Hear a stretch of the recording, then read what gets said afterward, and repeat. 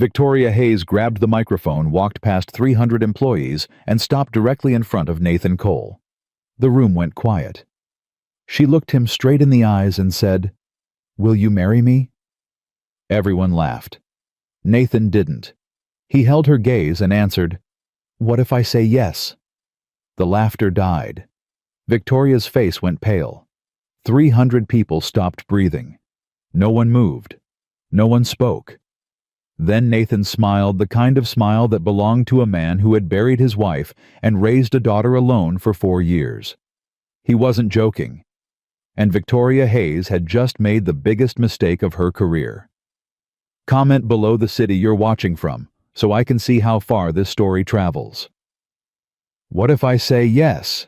Nathan's voice carried across the silent room. Victoria stood frozen, microphone still in her hand, her confident smile cracking at the edges. Ryan Mitchell whistled low from somewhere behind Nathan. Holy shit. Victoria recovered first. She forced a laugh too loud, too sharp. "Well, that's quite an answer, Mr. Cole." "You asked a question," Nathan said. "I gave you one back." The tension hung like smoke. People shifted uncomfortably. Someone coughed. Victoria stepped closer, close enough that only Nathan could hear her next words. "I don't joke about marriage," she whispered. "Do you?" Nathan held her gaze. "I buried my wife 4 years ago. I don't joke about anything." Victoria's expression flickered. Something crossed her face. Surprise, maybe. Or recognition. She pulled back slightly, studied him like she was seeing him for the first time. "Enjoy your birthday, Nathan," she said, loud enough for the room, then softer just for him. "We should talk. My office. Monday morning." She turned and walked away.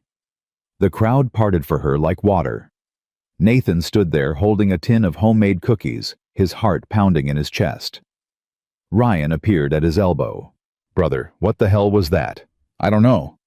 "You don't know the CEO of this company just proposed to you in front of everyone and you said yes." "I said what if?" "Same thing, man. Same damn thing." Ryan shook his head.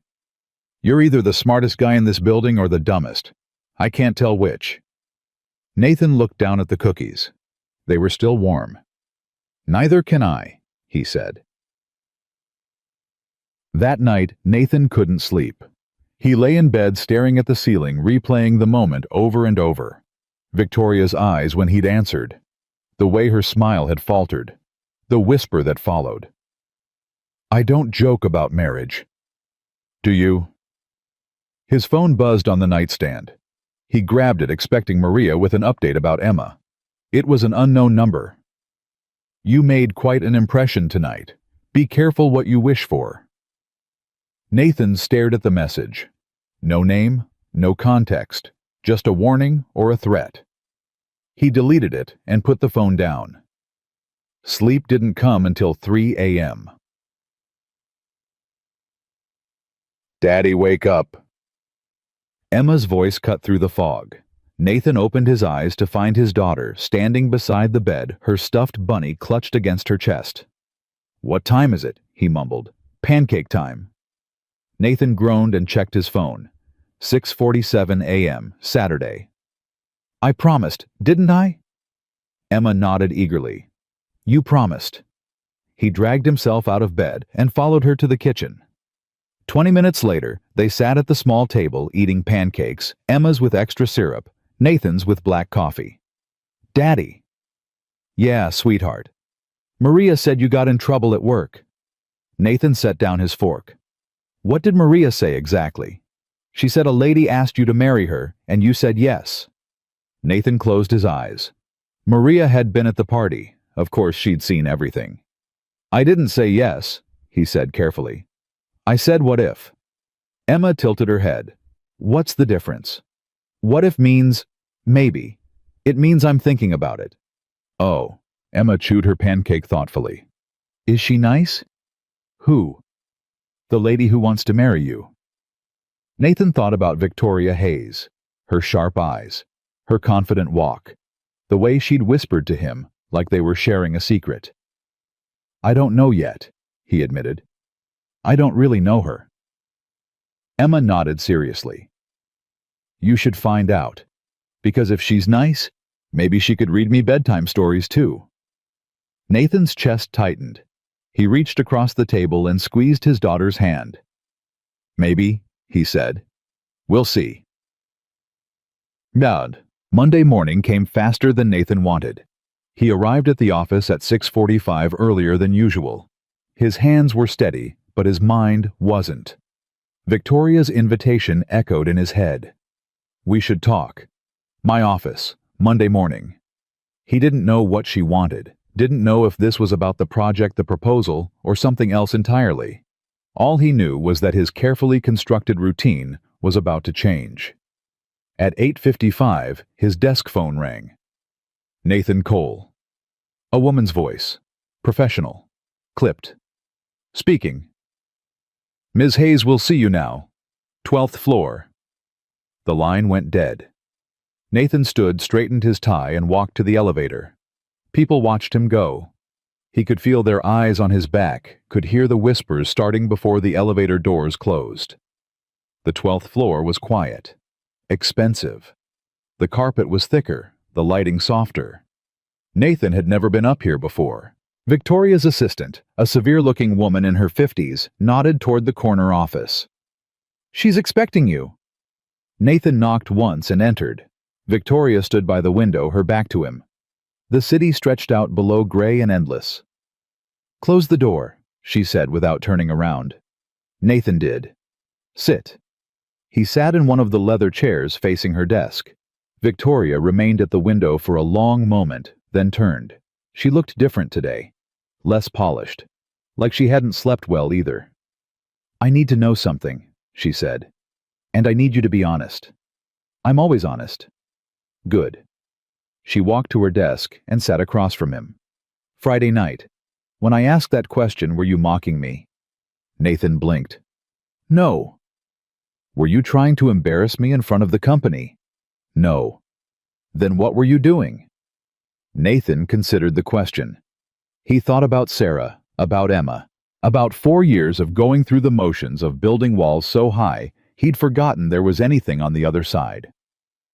I was answering honestly, he said finally. You asked if I'd marry you. I asked what if I said yes. That's not mockery. That's curiosity. Victoria's eyes narrowed. Curiosity about what? About whether you meant it. The silence stretched between them. Victoria leaned back in her chair, studying him like a puzzle she couldn't solve. I've read your file, she said. 3 years at this company. Exemplary performance reviews. Never missed a deadline. Never asked for a promotion. Never stayed late unless absolutely necessary. She paused. Single father, full custody. Wife deceased. Nathan's jaw tightened. Is there a point to this? The point is that you're invisible by choice. You do excellent work, and then you disappear. No office politics, no networking, no ambition, at least not the kind most people have. She tilted her head. Why? Because ambition costs time. Time is what my daughter needs. And what do you need? Nathan met her gaze. I stopped asking that question 4 years ago. Something shifted in Victoria's expression. The corporate mask slipped just for a moment, and underneath it, Nathan saw something he recognized. Loneliness. I was engaged once, Victoria said quietly. I was 28. Rising fast. He said he was proud of me, but every promotion I got, he got smaller. When I made VP, he left. Said he couldn't be with someone who made him feel like a failure. Nathan said nothing. He waited. Since then, I've dated men who wanted my money, my connections, my status. She laughed bitterly. Never me, just what I could do for them. Is that why you asked me? Asked you what? The question. Friday night. Was I just another test? Another way to prove that men only want what you can give them? Victoria's eyes flashed. Is that what you think? I don't know what to think. That's why I'm asking. She stood abruptly and walked back to the window. Her shoulders were tense, her reflection ghost-like against the glass. "I asked you because you're different," she said. "Because you looked at me like I was a person, not a CEO. Because when I gave you those cookies, you didn't thank me like I was doing you a favor. You thanked me like I was doing something kind." She turned to face him. "And when I asked you to marry me as a joke, as a stupid, impulsive joke, you didn't laugh. You looked at me like you were actually considering it." Her voice dropped. "Do you know how long it's been since anyone looked at me like that?" Nathan stood slowly. He crossed the room until he was standing a few feet from her. "I wasn't considering it," he said. Victoria's face fell. "I was terrified of it," he continued. "Because for a split second when you asked that question, I wanted to say yes. Actually, yes. And I haven't wanted anything for myself in 4 years." Victoria's breath caught. "I don't know you," Nathan said. "I don't know if you're kind or cruel or somewhere in between. I don't know if you'd be good for my daughter or if you'd break her heart. I don't know any of it." He paused. "But I'd like to find out. If you're willing." Victoria stared at him. For a long moment, neither of them spoke. Then she said, "My schedule is insane." "So is mine. I work 80-hour weeks. I leave at 5 every day, non-negotiable. I don't know how to be in a relationship anymore. Neither do I." Victoria laughed, a real laugh this time, surprised and almost vulnerable. "This is a terrible idea," she said. "Probably." Nathan agreed. "The board will have questions." "Let them. People will talk. They're already talking." Victoria shook her head slowly. "You're not what I expected, Nathan Cole." "What did you expect?" "I don't know. Someone who played the game. Someone who wanted something from me." "I want something from you." Her eyes sharpened. "What?" "Dinner," Nathan said. "Wednesday night. My place. Emma will be there. She wants to know if you're nice." Victoria blinked. "You told your daughter about me." She asked why a lady proposed to me at work. 4-year-olds don't miss much. For a moment, Victoria looked almost frightened. Then she smiled, small, uncertain, real. "Wednesday," she said. "I'll be there." Nathan left Victoria's office at 9:47 a.m. By 10:15, the rumors had spread to every floor. "Did you hear the CEO called him to her office for almost an hour? They're definitely sleeping together. He's using his kid to manipulate her. Classic move. She's going to promote him. Watch. By next month, he'll be director." Nathan ignored all of it. He went to his desk, opened his laptop, and got to work. The Henderson account needed attention. 2 new projects were waiting for review. His job hadn't changed just because his personal life had gotten complicated. At 11:30, his phone buzzed. A text from an unknown number. "Careful, Nathan. People are watching." He deleted it without responding. At 12:15, another text. "She's not who you think she is. Ask about the Chicago merger." Nathan stared at the message. Chicago merger. He'd heard rumors about it, a potential acquisition that had fallen through last year, but he didn't know the details. He deleted the message and went back to work, but the words stayed with him. That afternoon, Nathan took a break and walked to the 4th floor. Finance. He didn't know anyone there well, but he needed information. Marcus Webb's office was in the corner. The nameplate on the door read, Senior Finance Director. Nathan knocked. "Come in." Marcus was a tall man in his mid-40s, graying at the temples with the kind of smile that never quite reached his eyes. Nathan had seen him at company meetings, but had never spoken to him directly.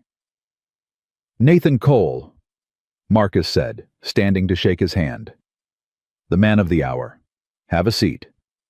Nathan sat. "You know who I am?" "Everyone knows who you are after Friday night." Marcus chuckled. "That was quite a show. The CEO proposing to a project coordinator. HR must be having a field day. It was a joke. Was it? Marcus's smile widened. Didn't look like a joke to me. Didn't look like a joke to anyone. Nathan's instincts prickled. Something about this man felt wrong. I heard there was a Chicago merger last year, Nathan said. Do you know anything about it? Marcus's expression didn't change, but something flickered behind his eyes. The Chicago merger. That's ancient history.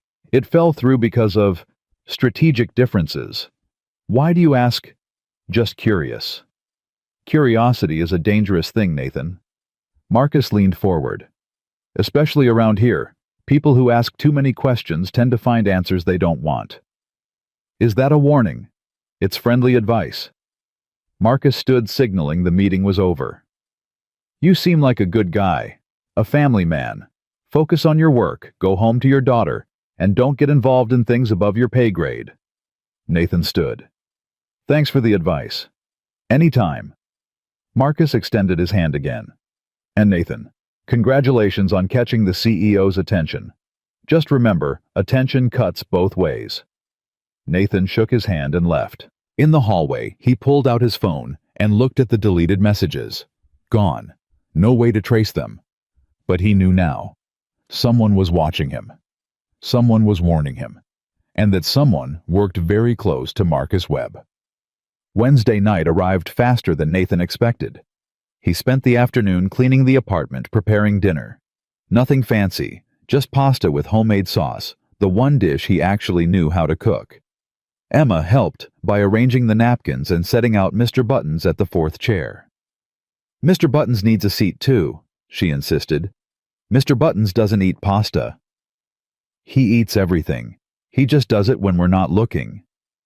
Nathan smiled and added a fourth plate. At 6:45, the doorbell rang. Emma gasped and ran to hide behind Nathan's leg. Is that her? I think so. I'm scared. Nathan knelt down to her level. Why are you scared? What if she doesn't like me? Sweetheart, that's impossible. Everyone likes you. What if she doesn't like Mr. Buttons? Nathan glanced at the stuffed bunny waiting at the table. Then we'll know she's not the right person. Emma nodded seriously. Okay, you can open the door now. Nathan walked to the door and opened it. Victoria stood in the hallway holding a bottle of wine and looking more nervous than he'd ever seen her. She wore jeans and a simple blouse, no blazer, no heels. She looked younger, more human. Hi, she said. Hi. I brought wine. I didn't know if you drink wine. Do you drink wine? I should have asked. I can... Victoria. She stopped. Breathe. She took a breath. Let it out slowly. I'm nervous. I know. So am I. He stepped aside. Come in. Victoria entered the apartment. It was small, a living room, a kitchen, 2 bedrooms. Nothing like the penthouse she probably lived in. But it was clean, and it smelled like garlic and tomato sauce, and it was home. Emma peeked out from behind the couch. Victoria crouched down immediately, bringing herself to Emma's level. You must be Emma, she said softly. Your dad talks about you all the time. Emma's eyes widened. He does. Every meeting, every conversation. I have to leave at 5 because of Emma. I can't stay late because of Emma. You're very important to him. Emma looked up at Nathan. Is that true? That's true. Emma turned back to Victoria, studying her carefully. Then she walked closer and reached out to touch Victoria's hair. It's soft, Emma said. Thank you. I like your bunny. Emma grabbed Mr. Buttons from the table and held him up. This is Mr. Buttons. He went to the moon. The moon? That's impressive. He took a rocket ship, but he came back because he missed me. Smart bunny, Victoria smiled. I missed having someone to come back to. That's why I'm here. Emma tilted her head. You don't have anyone, Victoria's smile flickered. Not for a long time. Emma reached out and took Victoria's hand. You can borrow Mr. Button sometimes, but you have to give him back." Nathan watched from the kitchen doorway, his chest tight with something he couldn't name. Victoria looked up at him, her eyes glistening. "Thank you, Emma," she whispered. "I'd like that very much." Dinner was simple, but good. Emma dominated the conversation, telling Victoria about daycare, about her friend Sophie, who ate glue about the ladybug she'd found on the playground. Victoria listened to every word. She asked questions. She laughed in the right places. She didn't check her phone once. After dinner, Emma demanded a bedtime story. "Daddy always reads Goodnight Moon," she said. "But maybe you could read it tonight." Victoria glanced at Nathan. "Is that okay?" "If Emma wants it." They went to Emma's room, a small space filled with stuffed animals and picture books. Emma climbed into bed, Mr. Buttons tucked under her arm, and Victoria sat on the edge of the mattress. She read the entire book, her voice soft and steady. Nathan stood in the doorway watching. When she finished, Emma's eyes were already closing. "Victoria," Emma murmured. "Yes, sweetheart." "You're nice."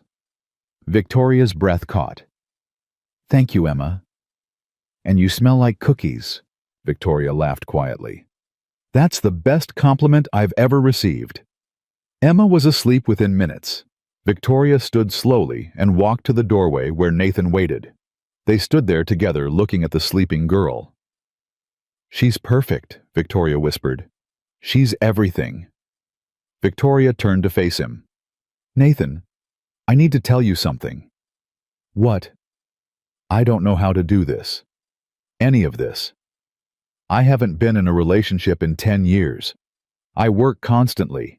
I have enemies at the company who would love to see me fail. Being with me means—" Nathan kissed her. It wasn't planned. It wasn't smooth. It was clumsy and sudden and completely unlike him. But it stopped her from talking. When he pulled back, Victoria stared at him breathless. "I don't care about your enemies," Nathan said. "I don't care about the company. I care about you. And Emma likes you. That's all that matters."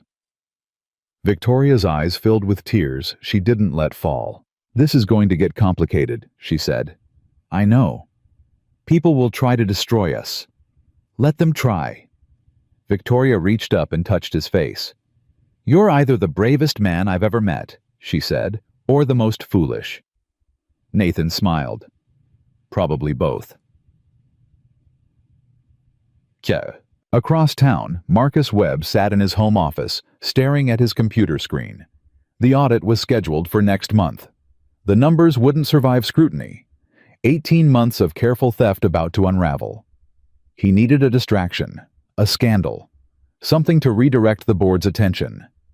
He pulled up Nathan Cole's employee file and smiled. The single dad who caught the CEO's heart. Perfect. Everyone loved a scandal. And Marcus was about to give them one. He opened his email and began composing a message to the board of directors. Subject line: concerns regarding CEO conduct. By morning, Nathan Cole's life would be in ruins, and Marcus Webb would be safe. Marcus Webb sent the email at 6:47 a.m. He sat in his home office, coffee growing cold beside him, and watched the message disappear into the digital void. Subject line: concerns regarding CEO conduct and potential conflict of interest. Recipients: all 7 members of the board of directors. The email was carefully worded. No accusations, no proof, just questions. Has the board been made aware of the CEO's personal relationship with a subordinate employee? Are there concerns about favoritism in project assignments?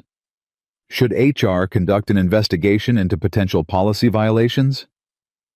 Marcus leaned back and smiled. He didn't need proof. He just needed doubt. Doubt would spread like fire through dry grass. By the time anyone thought to look at the real numbers, his numbers, Nathan Cole, would be the only thing anyone was talking about. His phone buzzed. A text from his contact on the board. Received. This is serious. Emergency session scheduled for Friday. Marcus typed back, "Just doing my duty to the company." He finished his coffee and got dressed for work. The first domino had fallen.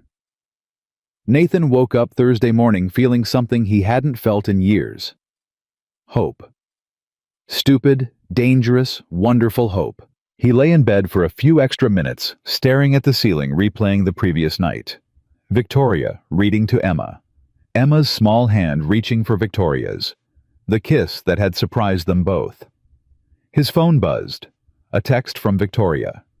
"I can't stop thinking about last night."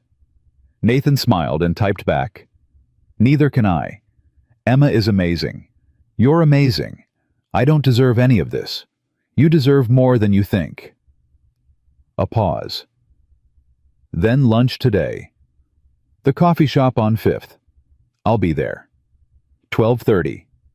Nathan got out of bed and started his morning routine. Shower. Coffee. Wake up Emma. Make breakfast. Check the babysitter's schedule. Pack Emma's daycare bag. "Daddy, is Victoria coming back?" Emma asked over her cereal. "I don't know, sweetheart. Maybe." "I hope so. She reads good." Nathan smiled. "She reads well." "That's what I said." He dropped Emma at daycare and drove to work, arriving at 7:42. The parking garage was quiet. The elevator was empty. Everything seemed normal. But when he stepped onto the 3rd floor, he felt it immediately. The silence. People were at their desks, but no one was talking. No morning chatter, no jokes about the weekend, just the click of keyboards and the occasional cough. Ryan was waiting at Nathan's desk. "We need to talk," Ryan said quietly. "Break room, now." Nathan followed him without asking questions. The break room was empty. Ryan closed the door and turned to face him. "What's going on?" Nathan asked. "You tell me. What happened between you and Hayes?" "What do you mean?" "I mean the entire building is talking about it. Someone sent an email to the board this morning.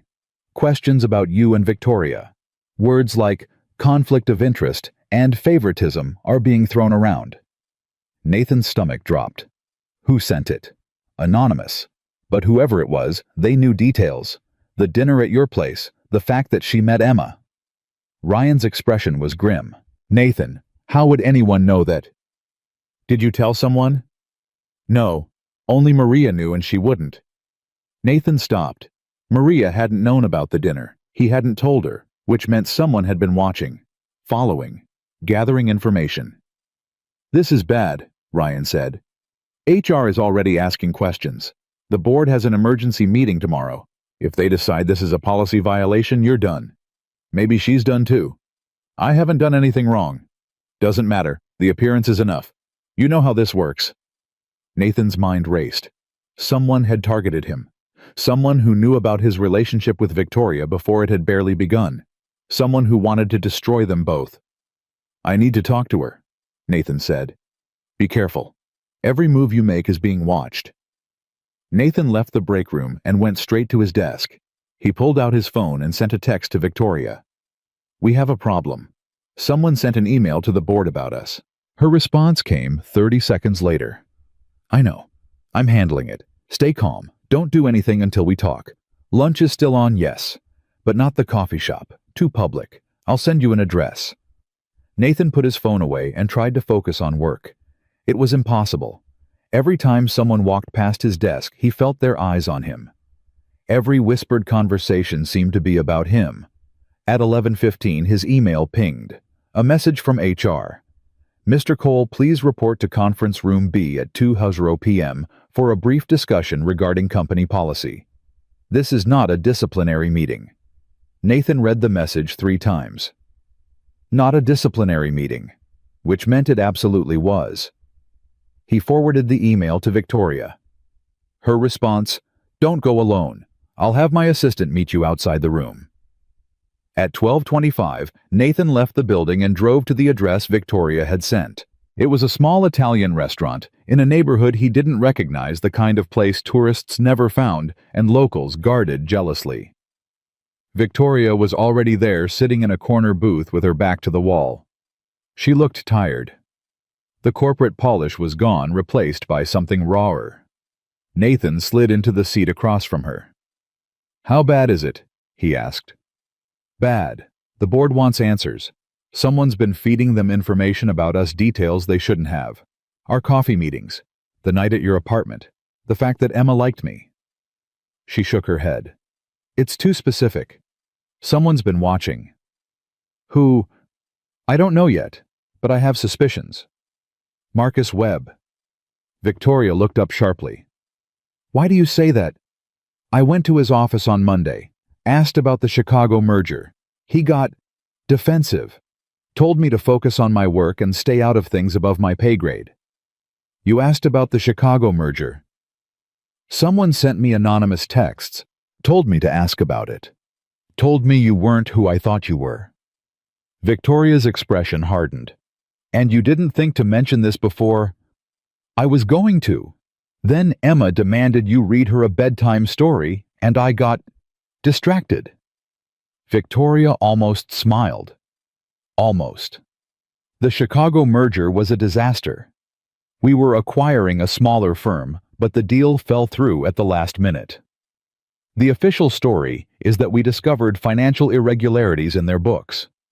The real story is that someone leaked confidential information to a competitor and they swooped in first. "Someone from your company?" "I suspected. I could never prove it, but I had a theory." She paused. "Marcus Webb was the lead financial analyst on that deal. He had access to everything." Nathan leaned forward. "You think he sabotaged it?" "I think he profited from it. The competitor who bought the firm, Marcus's brother-in-law, sits on their board." Victoria's voice dropped. "I've been quietly investigating him for months. I think he's been embezzling from the company, small amounts at first, then larger. But every time I get close to proof, something else comes up. A crisis. A distraction. Like me. Like you." She reached across the table and took his hand. "Nathan, I think Marcus is trying to destroy you to protect himself. If the board is focused on a scandal between us, they're not looking at the financial reports. They're not asking questions about the numbers. So, what do? We be careful. We don't give them anything else to use against us. And I keep digging until I find proof." "And the HR meeting this afternoon? Go. Answer their questions honestly. Don't volunteer information they don't ask for. My assistant will be outside if you need anything." Nathan squeezed her hand. "I didn't sign up for corporate warfare when I kissed you last night. I know. I'm sorry." "Don't be. I'd do it again." Victoria's eyes softened. For a moment, she looked vulnerable. Young, nothing like the CEO who commanded boardrooms and intimidated executives. "Emma asked if you're coming back," Nathan said. "What did you tell her?" "I told her I didn't know." Victoria was quiet for a long moment. Then she said, "Tell her yes. Tell her I'm coming back. But it might take a while. She'll understand. She's patient, like her father." Victoria laughed softly. "I hope that's true, because this is going to get worse before it gets better." They finished lunch quickly, both too anxious to eat much. Nathan paid the bill despite Victoria's protests. "I asked you to marry me," she said. "The least I can do is buy lunch. You asked as a joke. And you answered seriously. That changes things." Nathan walked her to her car. They stood in the alley behind the restaurant, hidden from view. "I want you to know something," Victoria said. "Whatever happens with the board, whatever they decide, I don't regret any of this.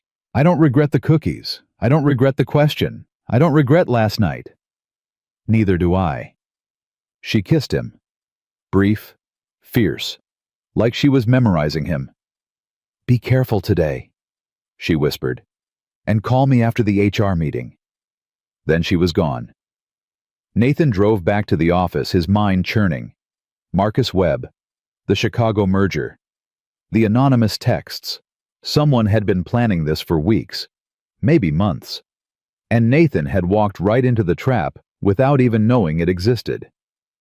At 1:55 p.m., he walked to conference room B. Victoria's assistant, a woman named Patricia, was waiting outside. "Ms. Hayes asked me to observe," Patricia said. "You have the right to have a witness present." "Thank you." They entered together. The room was small, a single table with 4 chairs. 2 people were already seated, a woman from HR named Janet and a man Nathan didn't recognize. "Mr. Cole, please have a seat," Janet said. "This is David Park from legal." Nathan sat. Patricia took the chair beside him. "As stated in the email, this is not a disciplinary meeting," Janet continued. "We simply need to clarify some details regarding company policy." "What details?" "We've received concerns about your relationship with CEO Victoria Hayes. Can you describe the nature of that relationship?" Nathan chose his words carefully. "Ms. Hayes and I have had professional interactions regarding project work. Recently, those interactions have become personal." "Personal how?" "We've had dinner together, outside of work." Janet made a note. "How many times?" "Once." "Once." Janet glanced at David, then back at Nathan. "Mr. Cole, are you aware that company policy requires disclosure of romantic relationships between employees, particularly when there's a reporting imbalance?" "I'm aware of the policy." "And have you filed a disclosure?" "No. The relationship is very new. We haven't had time." "But you admit there is a relationship." Nathan paused. He thought about what Victoria had said. "Answer honestly.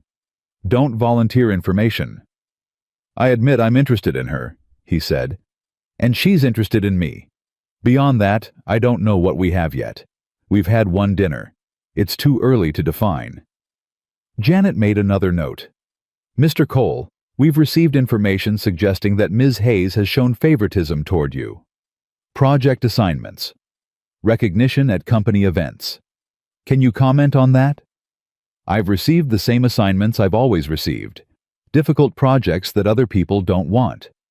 If that's favoritism, then I've been receiving it long before Ms. Hayes became CEO." "And the recognition?" "I did good work. She acknowledged it. That's not favoritism. That's management." David from legal leaned forward. "Mr. Cole, has Ms. Hayes ever promised you anything in exchange for your personal involvement with her promotions raises special treatment?" Nathan felt anger flicker in his chest. "No, she's never promised me anything. I've never asked for anything." "Have you discussed your career advancement with her?" "No." "Have you discussed anyone else's career advancement with her?" "No." David made a note. "One more question, Mr. Cole. Have you received any unusual communications recently?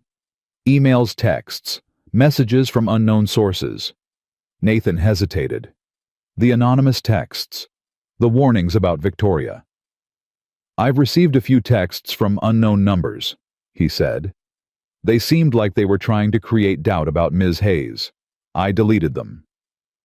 Janet and David exchanged a glance. "Do you remember what they said?" Janet asked. "One warned me to be careful. Another told me to ask about the Chicago merger. I assumed someone was trying to manipulate me." "Did you ask about the Chicago merger?" "I mentioned it to Marcus Webb. He told me to mind my own business." Another exchanged glance. This time Janet's expression shifted slightly. "Thank you, Mr. Cole," she said. "That's all we need for now. You're free to go." Nathan stood. "Am I in trouble?"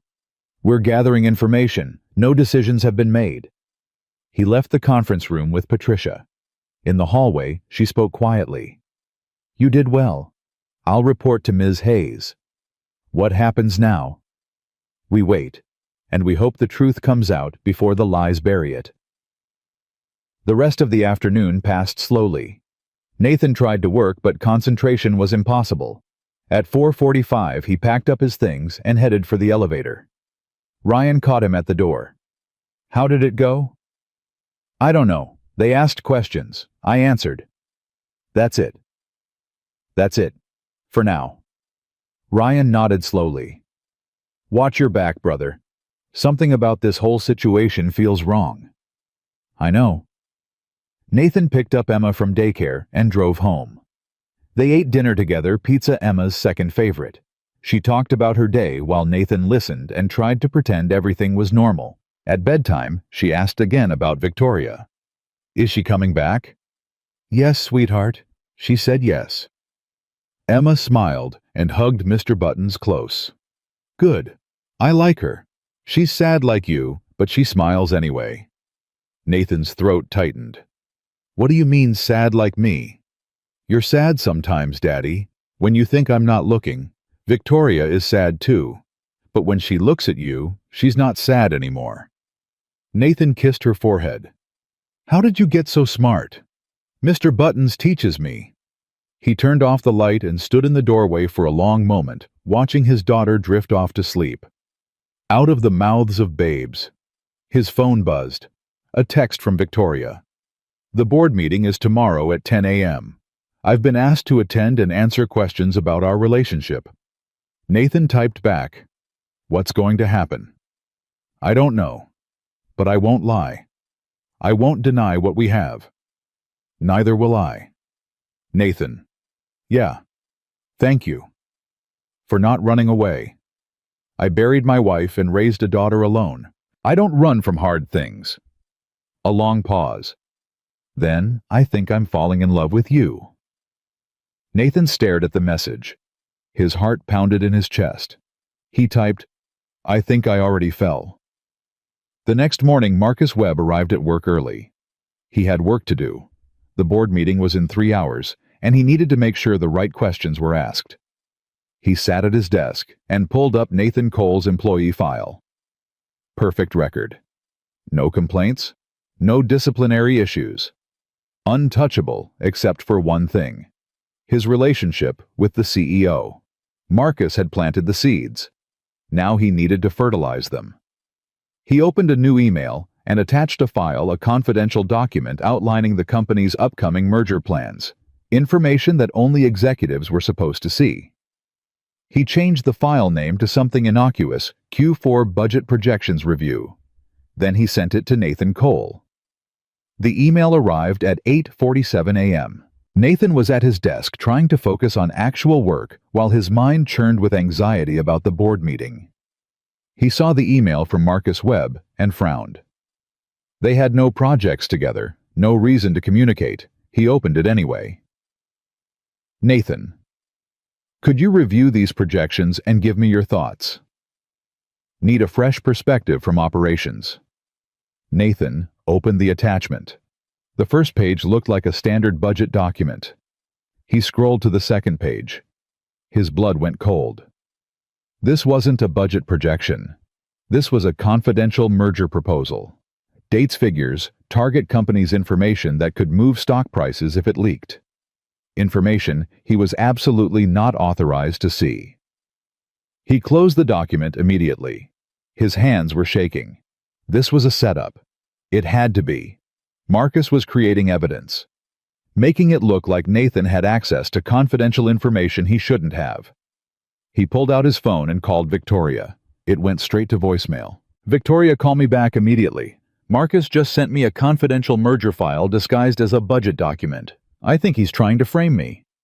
He hung up and stared at his computer screen. The email sat there innocuous, looking deadly. He should delete it, forward it to HR, do something. But whatever he did there would be a record, and that record could be twisted to make him look guilty. His desk phone rang. He grabbed it. Nathan Cole. Mr. Cole, this is Janet from HR. We need you to come to conference room A immediately. Bring your laptop. What's this about? We've received a complaint about unauthorized access to confidential documents. Your name has been mentioned. Nathan's heart stopped. It was already happening. Marcus hadn't waited for the board meeting. He was accelerating the timeline, creating chaos. I'll be right there, Nathan said. He grabbed his laptop and walked toward the conference room. As he passed the elevators, the doors opened and Victoria stepped out. She saw him, saw the look on his face. "What happened?" she asked. "Marcus sent me a confidential merger file. Now HR wants to talk about unauthorized access." Victoria's expression hardened. "Don't say anything. I'm coming with you." "You can't. The board meeting can wait. This is more important." They walked together toward conference room A. People stared. Whispers followed them like shadows. Inside the room, Janet sat with David from legal and two people Nathan didn't recognize. Their expressions were grim. "Ms. Hayes?" Janet said, surprised. "This is a personnel matter." "Mr. Cole is my employee. I have a right to be informed of complaints against my staff. Given the nature of the allegations, your presence creates a conflict of interest." "What allegations?" David cleared his throat. "We've received information that Mr. Cole has been accessing confidential documents without authorization. Documents related to an upcoming merger." "That's absurd," Victoria said. "What documents?" "A file was sent to his work email this morning. He opened it." Nathan stepped forward. "That file was sent to me by Marcus Webb. The subject line said it was budget projections. I opened it, realized it was confidential information I shouldn't have, and closed it immediately. I was about to report it when you called." The room went silent. "You're saying Marcus Webb sent you this file?" Janet asked. "Check the email logs. It came from his account." David made a note. "We'll verify that. But the fact remains that you opened a confidential document." "Under false pretenses. I didn't seek it out. I didn't download it. I didn't share it." "That may be true, Mr. Cole. But until we investigate, you'll need to surrender your laptop and be placed on administrative leave." Nathan felt the floor drop out from under him. "Administrative leave," he repeated, "for opening an email someone else sent me. It's standard procedure during an investigation." Victoria stepped between Nathan and the HR team. Her voice was ice. "This is a setup," she said. "Someone is trying to frame Nathan Cole, and I will not stand by while my company becomes a weapon against an innocent man. Ms. Hayes, I understand your feelings, but you don't understand anything. I've been investigating Marcus Webb for months. I believe he's been embezzling funds and covering his tracks. This accusation against Nathan is a distraction, a way to redirect attention from his own crimes." The room went very quiet. David leaned forward. "Those are serious allegations, Ms. Hayes. Do you have proof?" "I have an independent audit scheduled. The results will be ready within 2 weeks." 2 weeks is a long time. In the meantime, we have a clear policy violation that requires immediate action. Victoria's jaw tightened. "What action?" "Mr. Cole will be suspended with pay pending investigation. His access to company systems will be revoked. He is not to contact any employees or discuss this matter publicly." Nathan looked at Victoria. Her face was pale, her hands clenched into fists at her sides. "I understand," Nathan said quietly. "I'll cooperate fully." "Nathan," Victoria started. "It's okay." He met her eyes. "You warned me this would get worse before it got better. You were right." He handed over his laptop and walked out of the conference room. Victoria caught up with him at the elevator. "I'm going to fix this," she said. "I promise." "I know." "Marcus won't get away with this." "I believe you." The elevator doors opened. Nathan stepped inside. "Victoria." "Yes." "Tell Emma I'll be home early today. We can make pancakes together." Victoria's eyes glistened. "I will." The doors closed. Nathan rode down to the parking garage alone. His career was in ruins. His reputation was destroyed. Everything he had built over 3 years had been demolished in a single morning. But as he walked to his truck, he realized something strange. He wasn't angry. He was calm. Because for the first time in 4 years, he wasn't fighting alone. Someone was standing beside him. Someone believed in him. Someone was willing to risk everything to protect him.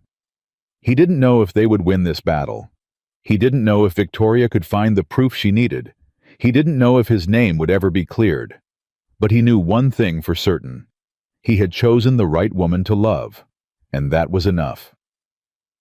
Nathan drove home through empty midday streets, picked up Emma from daycare early, and spent the afternoon making pancakes and playing with Mr. Buttons.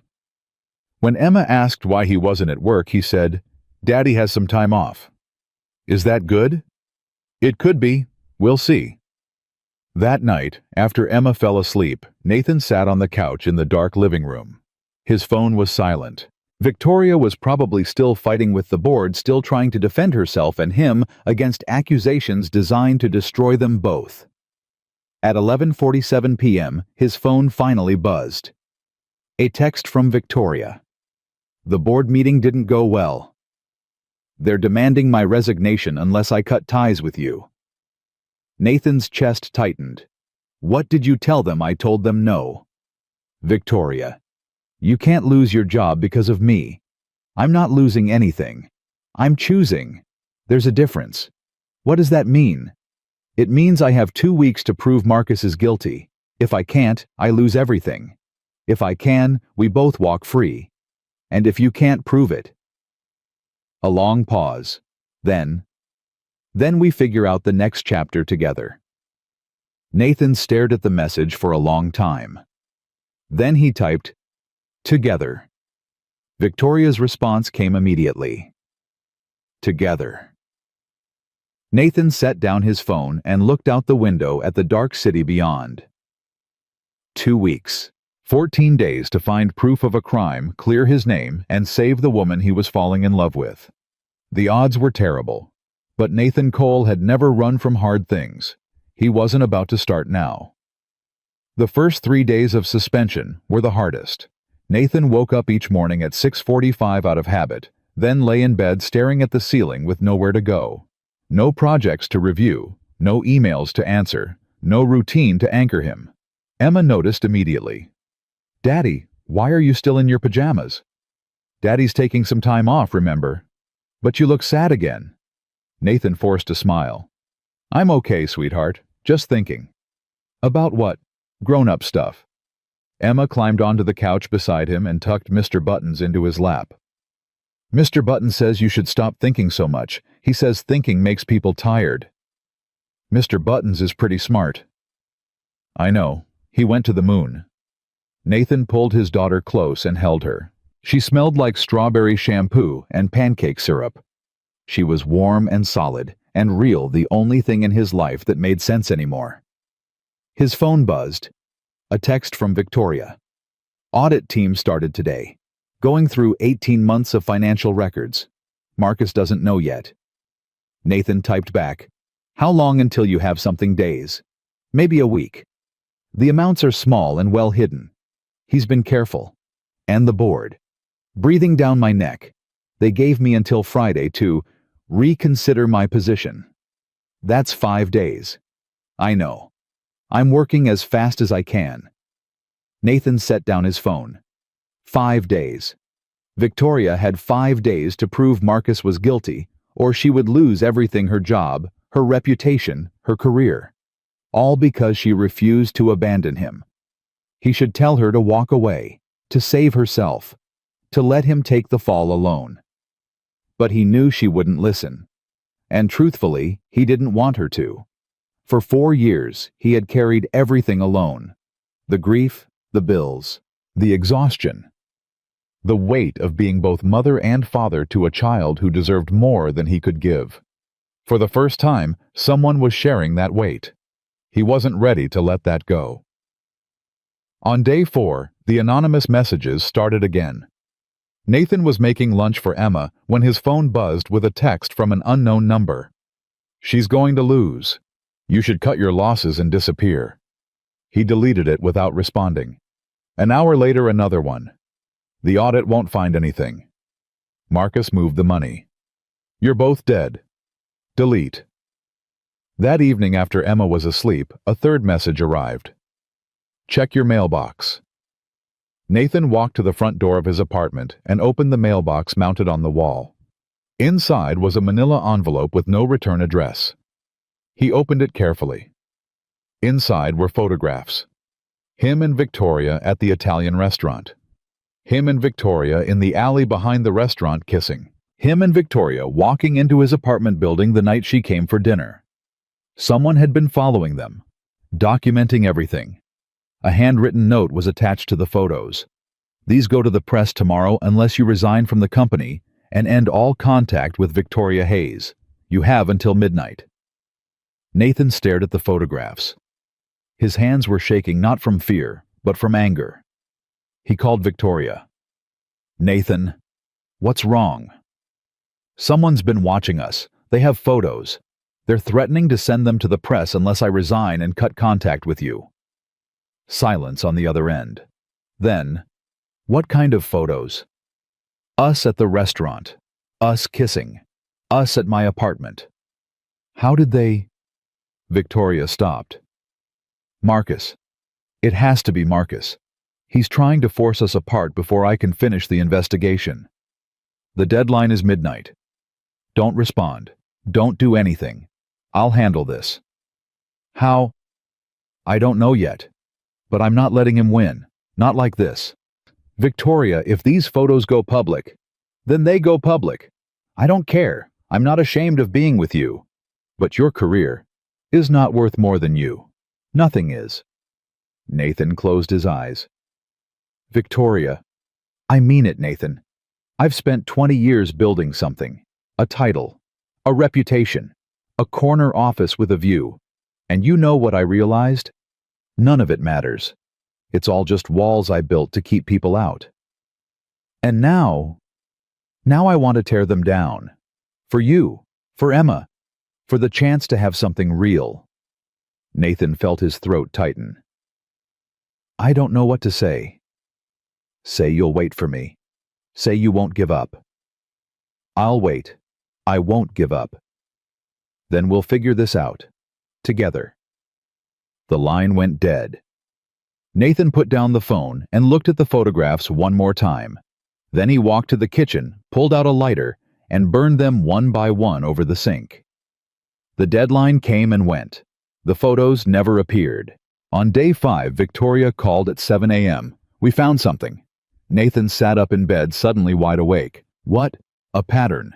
The auditors identified a series of payments to a vendor that doesn't exist. Shell company registered to a P.O. box in Delaware. Over the past 18 months, Marcus has funneled nearly $400,000 through that account. That's enough to fire him. It's enough to arrest him, but there's a problem." "What problem?" "The board meeting is in 3 hours. They're going to demand my resignation before I can present the evidence. Marcus knows we're close. He's accelerating the timeline. Can you delay the meeting?" I tried. They refused, said their decision is final. Nathan got out of bed and started getting dressed. "What if I came to the meeting?" "Nathan, you're suspended. You're not allowed on company property." "Then suspend me again. Fire me. I don't care. But I'm not letting you face this alone. This could make things worse. Or it could show them we have nothing to hide." Victoria was quiet for a long moment. Then she said, "The meeting is at 10, third floor conference room. Security will try to stop you." "Let them try." At 9:45 a.m., Nathan pulled into the parking garage and walked toward the elevator. His heart was pounding, but his steps were steady. The security guard at the lobby desk looked up as he approached. "Mr. Cole, you're not supposed to be here." "I know. I need to see Ms. Hayes." "I can't let you through. You've been suspended." "Then call her. Tell her I'm here." The guard hesitated, then picked up the phone. A brief conversation. He hung up and looked at Nathan with surprise. "She says to let you through." Nathan walked to the elevator and rode up to the third floor.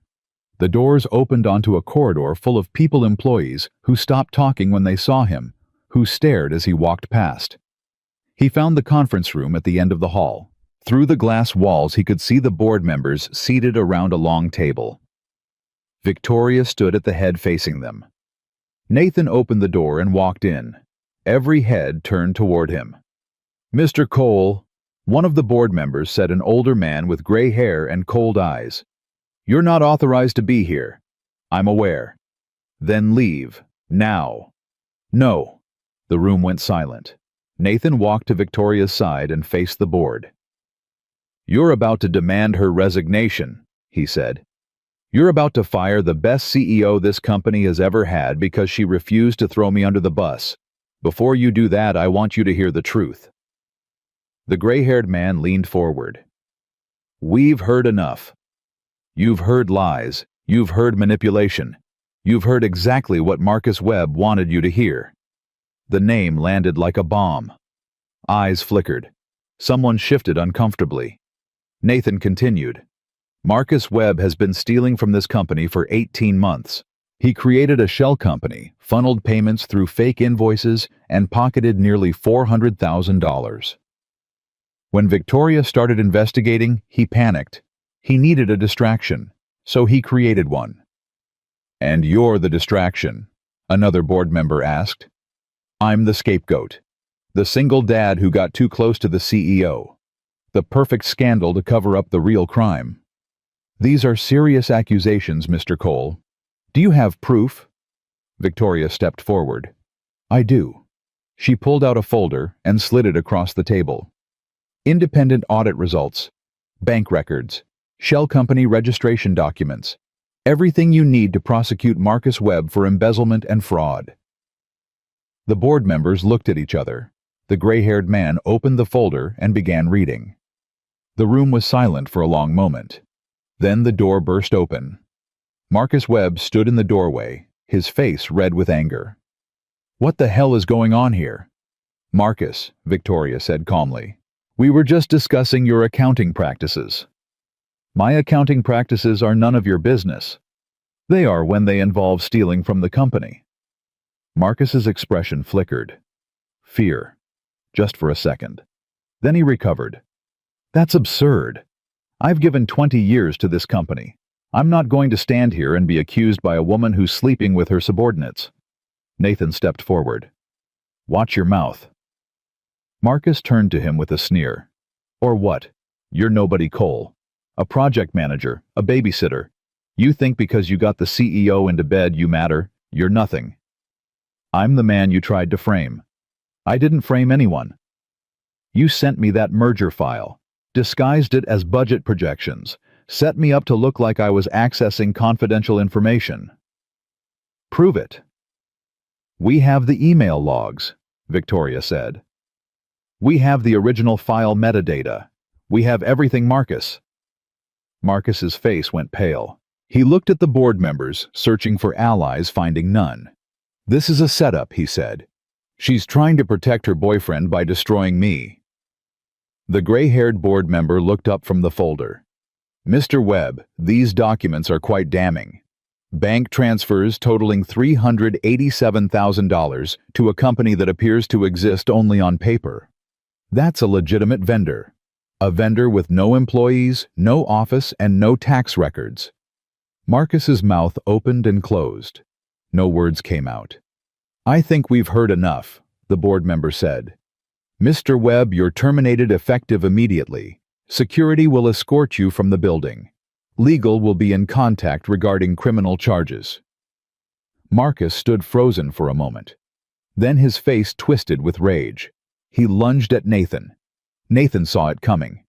He stepped aside, grabbed Marcus's arm, and twisted it behind his back. Marcus yelped in pain. "Don't," Nathan said quietly. "It's over." Security arrived 30 seconds later. They took Marcus by both arms and led him out of the conference room. He was still shouting as they dragged him toward the elevator. "This isn't over. You'll pay for this, both of you." The elevator doors closed. The shouting stopped. Nathan released a breath he didn't know he'd been holding. Victoria touched his arm. "Are you okay?" "Yeah. You... better than okay." She turned to face the board. Her voice was steady. "I believe this concludes the matter of my resignation. Unless there are any objections." The gray-haired man shook his head slowly. "No objections, Ms. Hayes. You have the board's full confidence." "And Nathan Cole." "Mr. Cole is to be reinstated immediately, with our apologies." Victoria nodded. "Thank you." Now if you'll excuse us, we have some work to do." She took Nathan's hand and led him out of the conference room. In the hallway, employees had gathered to watch. They had seen Marcus being dragged away. They had heard the shouting. Now they stood in silence, watching Nathan and Victoria walk past. Ryan stepped forward from the crowd. "So, you're back." Nathan almost smiled. "I'm back." "Good, because the Henderson account is a mess without you." "Some things never change." Victoria led Nathan to the elevator. The doors closed, sealing them in silence. "You didn't have to do that," she said. "Do what?" "Come here. Risk everything. Stand up in front of the board like that." "You were fighting for me. The least I could do was fight beside you." Victoria turned to face him. Her eyes were glistening. "I've been alone for so long," she whispered. "I forgot what it felt like to have someone in my corner. Now you know." She kissed him. Not a quick kiss, not a careful kiss. A deep, desperate kiss that said everything words couldn't. When they finally pulled apart, the elevator had reached the 12th floor. "Come to my office," Victoria said. "We need to talk about what happens next." They walked to her corner office. The city stretched out below them, gray and glittering in the morning light. Victoria closed the door and turned to face him. "Nathan, I need to ask you something." "Anything." "That question I asked at your birthday party, the one that started all of this." Nathan's heart began to beat faster. "I asked if you would marry me," Victoria said, "and you asked what if you said yes." "I remember." "Well, I'm asking again. And this time, I'm not joking." Nathan stared at her. "Victoria, I know it's fast. I know we've only been together for a few weeks. I know there are 1,000 reasons why this is a bad idea." She stepped closer. "But I've spent my whole life being careful, making safe choices, protecting myself from getting hurt. And now I want to take the risk. I want to choose you. I want to wake up next to you every morning and read bedtime stories to Emma every night. I want to build something real, something lasting, something worth fighting for." She took his hands in hers. "Nathan Cole, will you marry me?" The words hung in the air between them. Nathan thought about Sarah, about the life they had planned together, the dreams that died when she did. He thought about 4 years of loneliness, of going through the motions of building walls so high he forgot there was anything on the other side. Then he thought about Emma, about Mr. Buttons, about pancakes on Saturday mornings and bedtime stories and the simple ordinary moments that made up a life. And he thought about Victoria, the way she looked at him, the way she fought for him, the way she made him feel like he wasn't alone anymore. "Yes," he said. Victoria's breath caught. "Yes. Yes. I'll marry you." She laughed, a bright, surprised sound that filled the room. "You're supposed to be the one proposing," she said. "You beat me to it, twice." "I'm efficient. You're perfect." He pulled her close and kissed her again. When they finally broke apart, Victoria was crying. Happy tears. The kind that come when something broken finally starts to heal. "We should tell Emma," Nathan said. "Now. Tonight. I want her to be the first to know." Victoria smiled through her tears. "She's going to ask if I'll keep reading bedtime stories. Every night. And making pancakes on Saturdays. That's my job. You can supervise." Victoria laughed. "Deal." That evening, Nathan picked up Emma from daycare and drove home. Victoria met them at the apartment at 6:30, carrying a bag of groceries and a bouquet of flowers. Emma ran to greet her at the door. "Victoria? You came back. I promised, didn't I?" "Did you bring cookies?" "Something better. I brought ingredients. We're going to make cookies together." Emma's eyes went wide. "Really? Really? But first, your daddy and I have something to tell you." They sat together on the couch, Nathan and Victoria side by side, Emma on Nathan's lap with Mr. Buttons clutched to her chest. "Emma," Nathan said carefully, "you know how you asked if it would be okay for Daddy to have someone new in our life?" Emma nodded. "Like a special friend." "Right. Well, Victoria and I have decided to become more than friends." Emma looked at Victoria, then back at Nathan. "What does that mean?" Victoria leaned forward. "It means I want to be part of your family, Emma, if that's okay with you." "Like a mommy." Nathan's throat tightened. He hadn't expected her to make the connection so quickly. "In a way," he said. "Victoria could never replace your mommy, but she could be something new, something different." Emma considered this seriously. Then she turned to Victoria. "Do you know how to make French braids?" Victoria blinked. Yes, I do. Daddy doesn't know how. He tries, but they always fall out. I could teach him, or I could do them for you." Emma nodded slowly. "And you'll read bedtime stories. Every night you want me to. And you'll be here when I wake up." Victoria's eyes glistened. "As often as I can. I have to work sometimes, but whenever I'm not working, I'll be here." Emma looked at Nathan. "Daddy, do you love her?"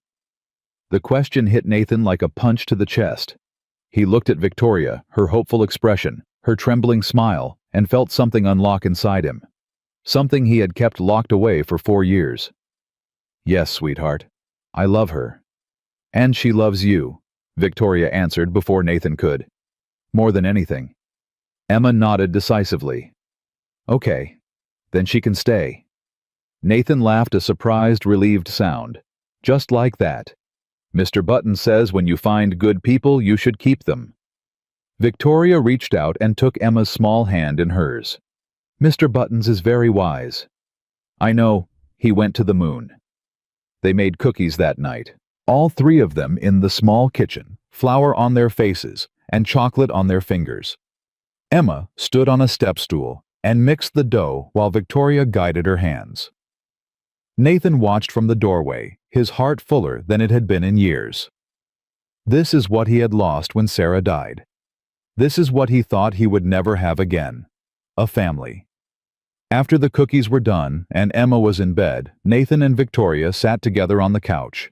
The apartment was quiet. The city hummed softly outside the windows. "Thank you," Nathan said. "For what? For fighting for me.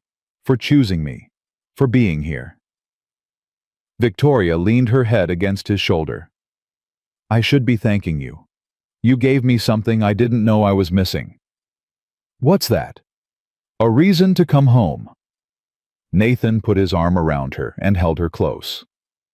"So what happens now?" he asked. "Now we figure out the details. The logistics. Where we live, how we combine our lives, how we explain to HR that the CEO is marrying a project coordinator. They're going to have questions. Let them. I'm tired of hiding. And the board? They owe us, both of us. After everything that happened, they're not in a position to object." Nathan smiled.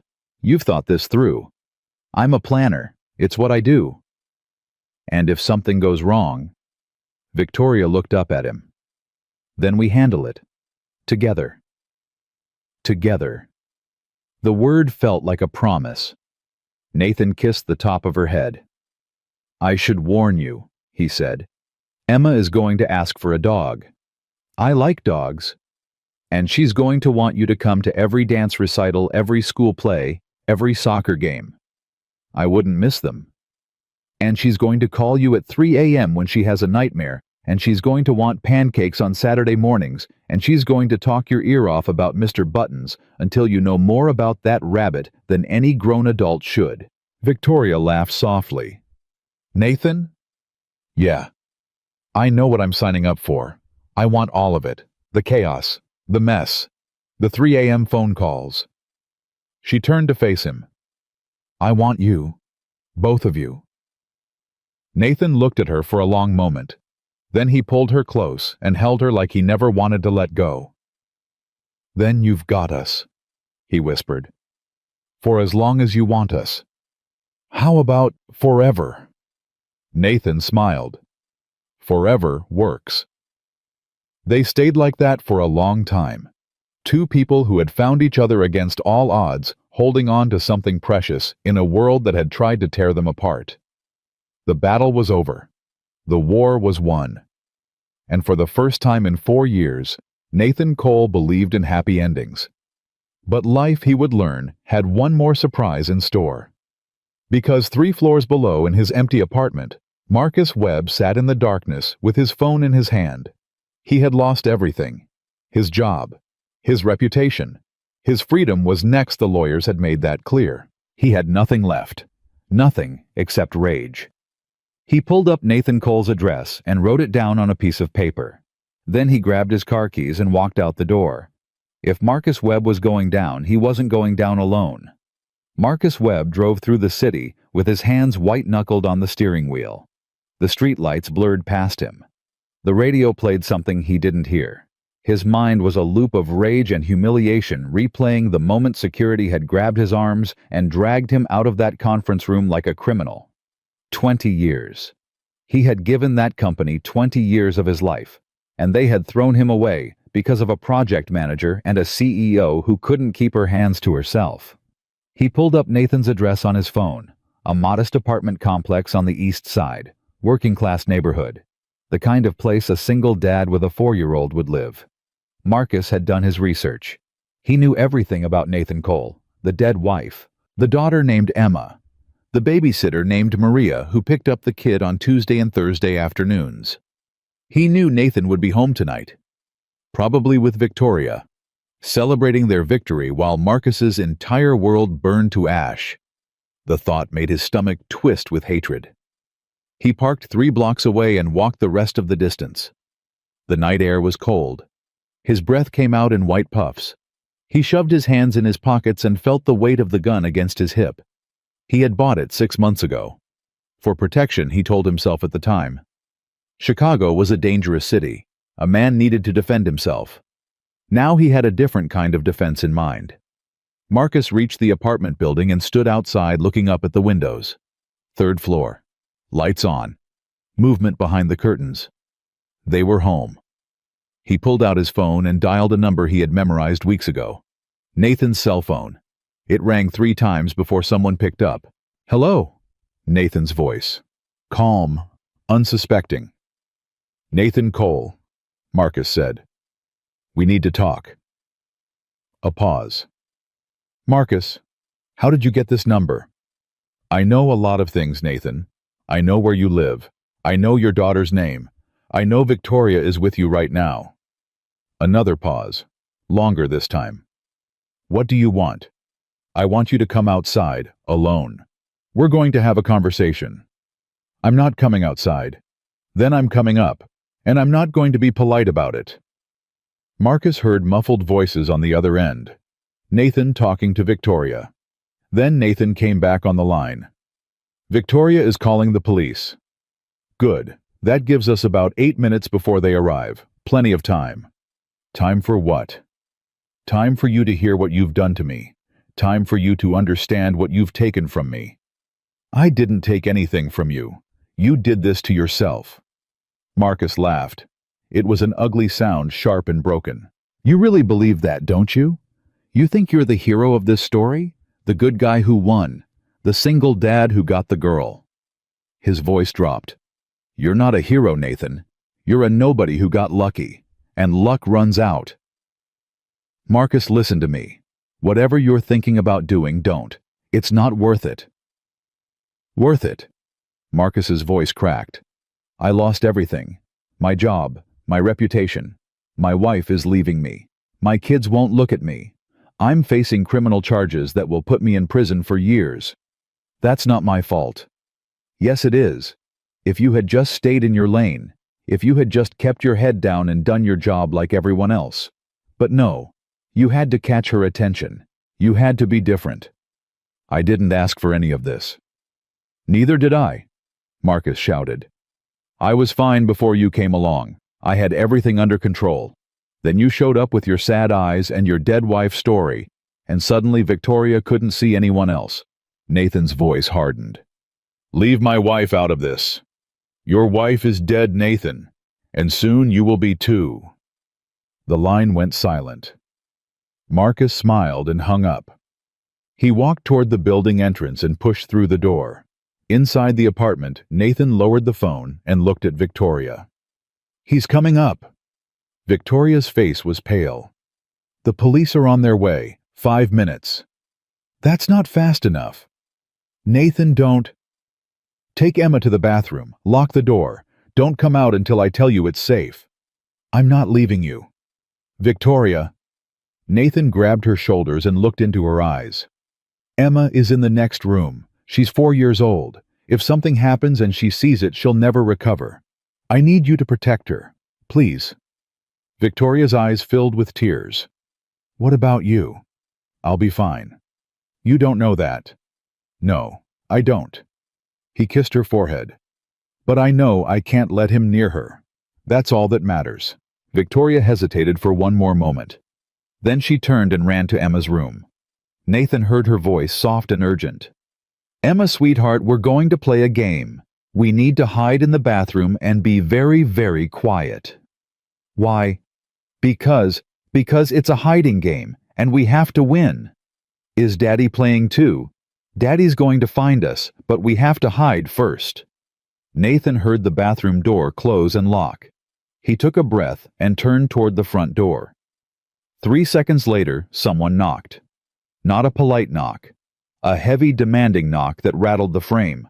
"Nathan, open the door. I know you're in there." Nathan didn't move. "I can kick it down. These doors aren't strong. One good hit and I'm inside." "The police are on their way, Marcus. You have maybe 3 minutes. Whatever you're planning, it's not going to work."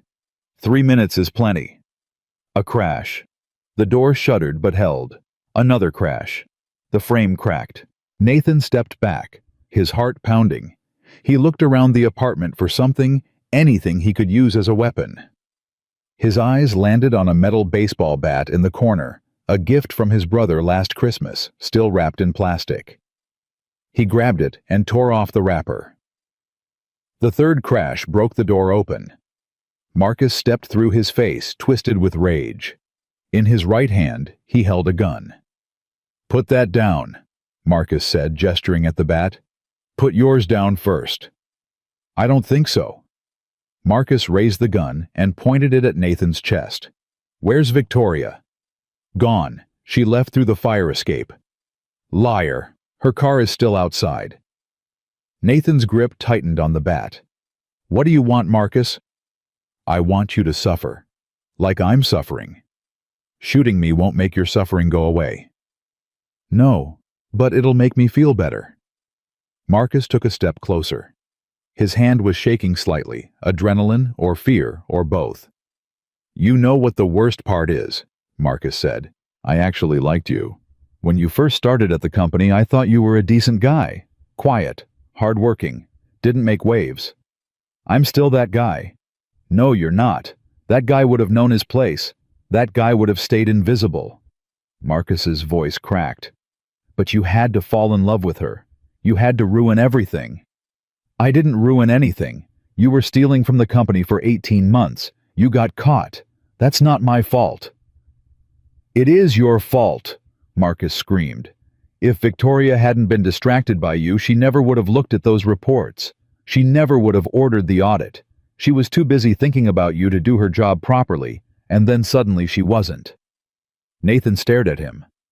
"So you're blaming me for the fact that she did her job. I'm blaming you for existing." Silence stretched between them. Nathan could hear sirens in the distance, getting closer. "The police will be here in 2 minutes," he said. "Maybe less. Right now, you're looking at criminal charges for fraud and embezzlement. If you shoot me, you're looking at murder. Life in prison. No parole." "I'm already going to prison." "Not for life. Not yet. You still have a chance to walk away from this." Marcus laughed bitterly. "Walk away to what my wife is gone. My kids hate me. My career is over. I have nothing left. You have your life. My life is worthless. Then make it worth something. Put down the gun. Face the consequences. Serve your time. When you get out, start over. Start over. Marcus's voice broke. I'm 53 years old. By the time I get out of prison, I'll be 60. 60 years old with a criminal record and no family and no future. That's still better than dead. Is it? Marcus's hand steadied. The gun pointed directly at Nathan's heart. Is it really? The sirens were louder now, maybe 1 minute away. Nathan took a slow breath. Marcus, I know you think I'm your enemy. I know you think I destroyed your life. But the truth is, you destroyed it yourself. Every choice you made, the embezzlement, the frame-up, the threats, those were your choices, not mine. Shut up. I'm a single dad who lost his wife and raised a daughter alone.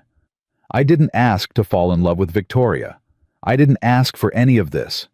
It just happened. I said shut up. And if you kill me tonight, you won't feel better. You'll feel worse, because you'll spend the rest of your life knowing you took a father away from his little girl. You'll spend the rest of your life knowing you destroyed an innocent family because you couldn't handle the consequences of your own actions. Marcus's gun hand trembled. My daughter is 4 years old, Nathan continued. Her mother died when she was 6 months old. I'm all she has. If you pull that trigger, she grows up an orphan. She grows up wondering why her daddy had to die. She grows up broken like I was broken, like you're broken right now. Stop it. Is that what you want? To break a 4-year-old girl, to make her suffer for the rest of her life because you couldn't face what you did?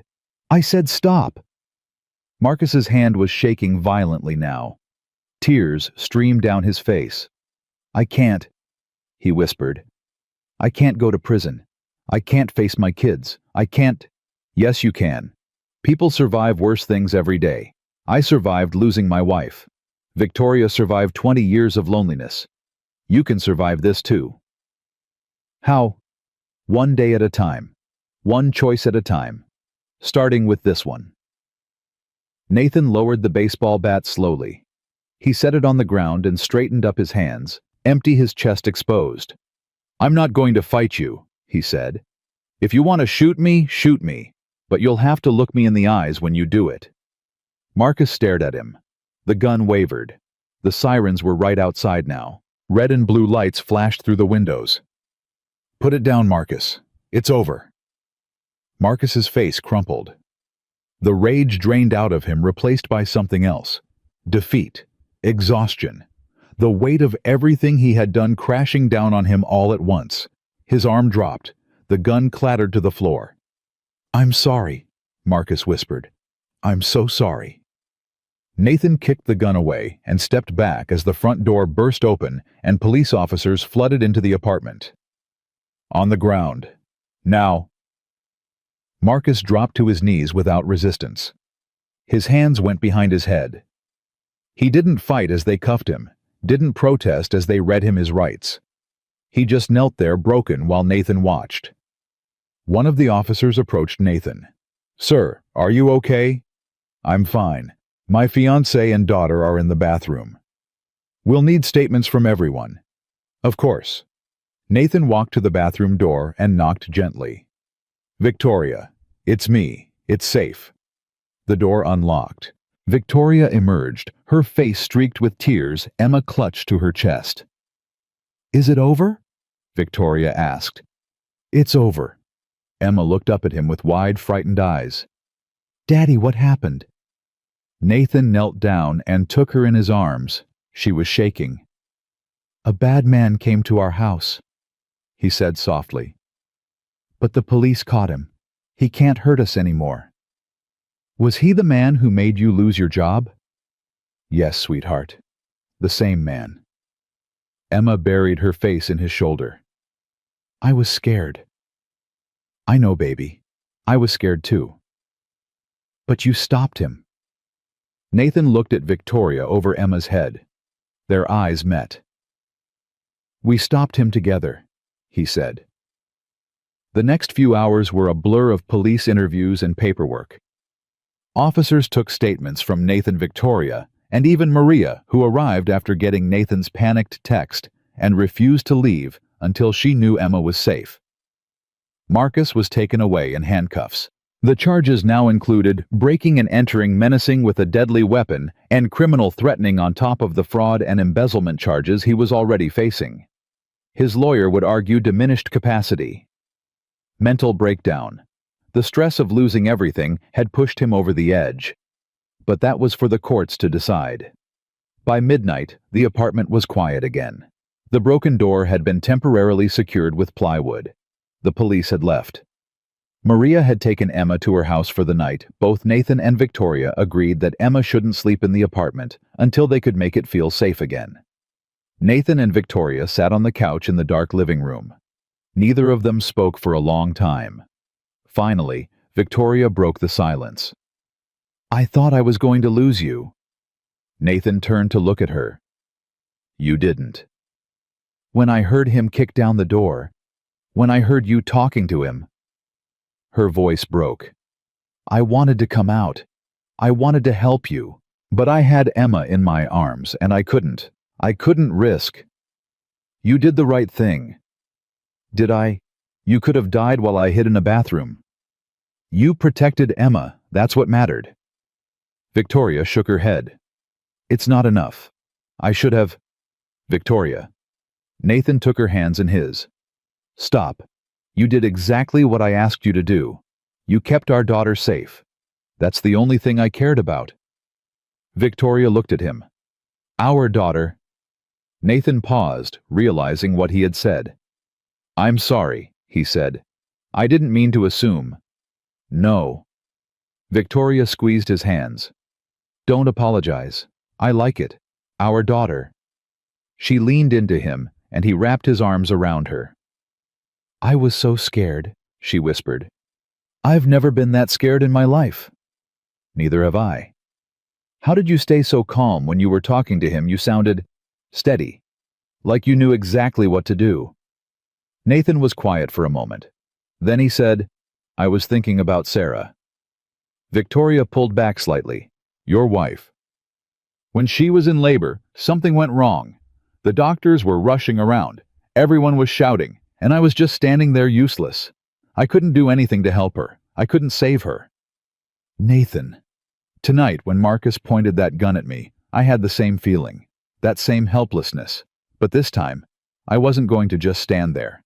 This time, I was going to fight." "You didn't fight. You talked him down." "Sometimes that's the same thing." Victoria reached up and touched his face. "You're a good man, Nathan Cole." "I'm trying to be. You're succeeding." She kissed him, soft, gentle, full of everything they had almost lost. When they pulled apart, Nathan said, "We should get some sleep. It's going to be a long day tomorrow. Stay with me. Always." They didn't move to the bedroom. They just leaned into each other on the couch, holding on, letting the silence settle around them. Eventually, Victoria's breathing slowed and deepened. She was asleep. Nathan stayed awake a while longer, staring at the boarded-up door, thinking about how close he had come to losing everything. 4 years ago, he had stood in a hospital room and watched his wife slip away. He had held her hand as her heart stopped, and something inside him had died with her. He had spent the years since then going through the motions, working, parenting, surviving, but not living. Not really. Then Victoria had walked into his life with a tin of cookies and a ridiculous question, and everything had changed. He had found something he thought he had lost forever. Hope. And tonight he had almost lost it again. But he hadn't. They were still here, both of them. And tomorrow they would start rebuilding. Nathan closed his eyes and let himself drift. The sun was rising when he woke up. Victoria was still asleep, her head on his shoulder, her hand resting on his chest. Nathan watched her for a moment, memorizing the details, the curve of her jaw, the way her hair fell across her face, the small smile that played at the corners of her lips, even in sleep. He loved her. He knew that now with a certainty that surprised him. Not the desperate, all-consuming love of his youth. Not the comfortable, settled love of his marriage to Sarah. This was something new, something forged in fire and tested by pain. This was the love of two broken people who had chosen to be broken together. His phone buzzed on the coffee table. A text from Maria. "Emma is awake and asking for both of you. She wants pancakes." Nathan smiled and typed back, "We'll be there in 30 minutes. He gently shook Victoria's shoulder. "Hey, wake up." She stirred, blinked, and looked up at him. "What time is it?" "Almost 7. Emma wants pancakes." Victoria smiled sleepily. "Of course she does." "We should go. Maria's place is 20 minutes away." "Okay." Victoria sat up and stretched. "But I need coffee first." "I'll make some." Nathan went to the kitchen and started the coffee maker. While it brewed, he looked around the apartment, the broken door, the overturned furniture, the general chaos of the night before. It would take time to fix, time to clean up, time to make this place feel like home again. But that was okay. They had time now. Victoria joined him in the kitchen, still rumpled from sleep, but somehow beautiful anyway. "I've been thinking," she said. "About what?" "About this apartment." Nathan poured 2 cups of coffee and handed her one. "What about it?" "It's small. It's what I can afford." "I know, but—" Victoria hesitated. "What if we found something bigger together?" Nathan looked at her. "Are you asking me to move in with you?" "I'm asking if you'd consider us finding a place together. Somewhere with a yard for Emma. Somewhere that feels like a fresh start." "Can you afford that?" Victoria laughed. "Nathan, I'm a CEO. I can afford a lot of things. I don't want to be a kept man." "You won't be. We'll split everything. 50-50. Partners." Nathan considered it. A new place. A fresh start. Somewhere without the memories of last night, without the ghost of Sarah in every corner. "Emma would need her own room," he said. "Of course. And a backyard. She's been asking for a dog." "We can get a dog. And it needs to be near good schools." Victoria smiled. "I already have a list."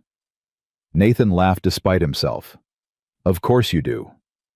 I'm a planner, remember? How could I forget?" He pulled her close and kissed her. She tasted like coffee and sleep, and something else, something that felt like home. "Okay," he said.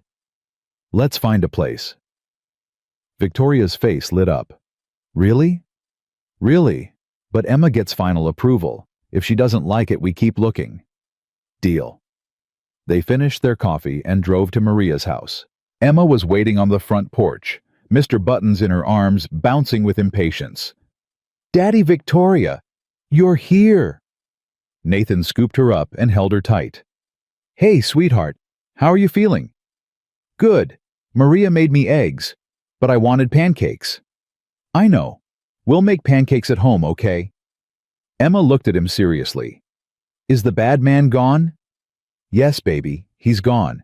The police took him away." "Good. He was scary." "I know, but he can't hurt us anymore." Emma nodded, then turned to Victoria. "Are you okay? You were crying last night." Victoria crouched down to Emma's level. "I'm okay now. I was just scared. But your daddy kept us safe." "Daddy's brave." "Yes, he is."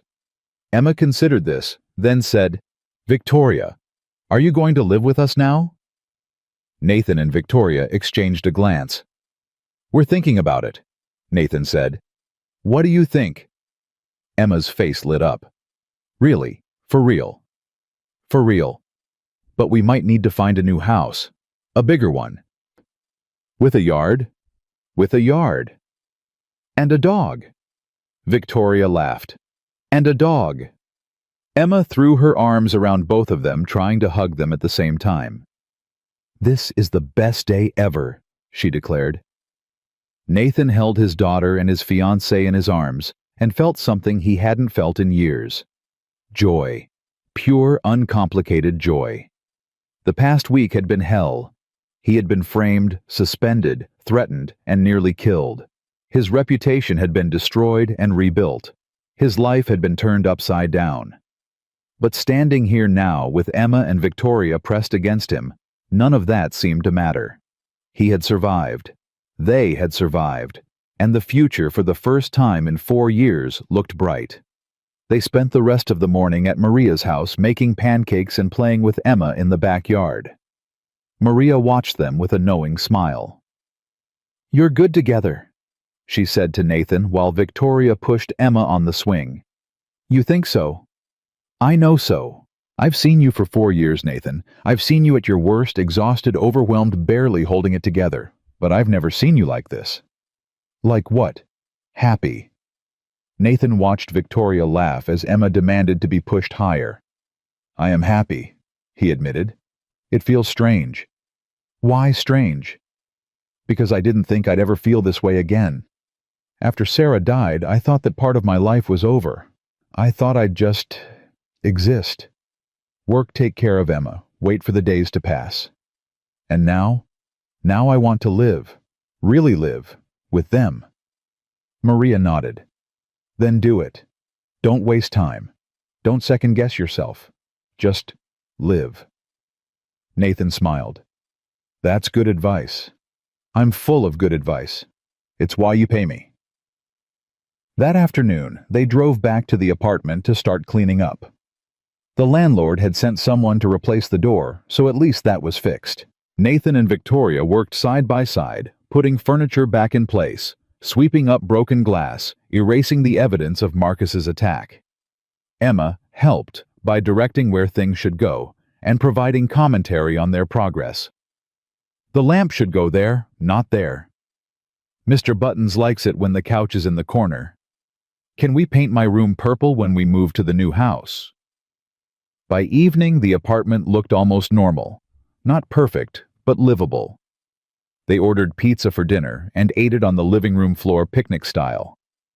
Emma talked about the new house, the dog she wanted, a golden retriever named Princess, and the friends she would make in her new neighborhood. Nathan listened to his daughter's excited chatter and felt something settle inside him. Peace. After everything that had happened, there was finally peace. After Emma went to bed, Victoria read her goodnight moon. As promised, Nathan and Victoria sat on the couch together. "When do you want to start looking at houses?" Victoria asked. "Whenever you're ready." "I have some free time this weekend. We could visit a few places." "Sounds good." Victoria was quiet for a moment. Then she said, "Nathan, I need to tell you something." "What?" "The board called me this afternoon while you were cleaning the kitchen." Nathan tensed. "And they want to give you a promotion." He stared at her. "What?" "After everything that happened, the framing, the suspension, the way you handled Marcus, they feel like they owe you.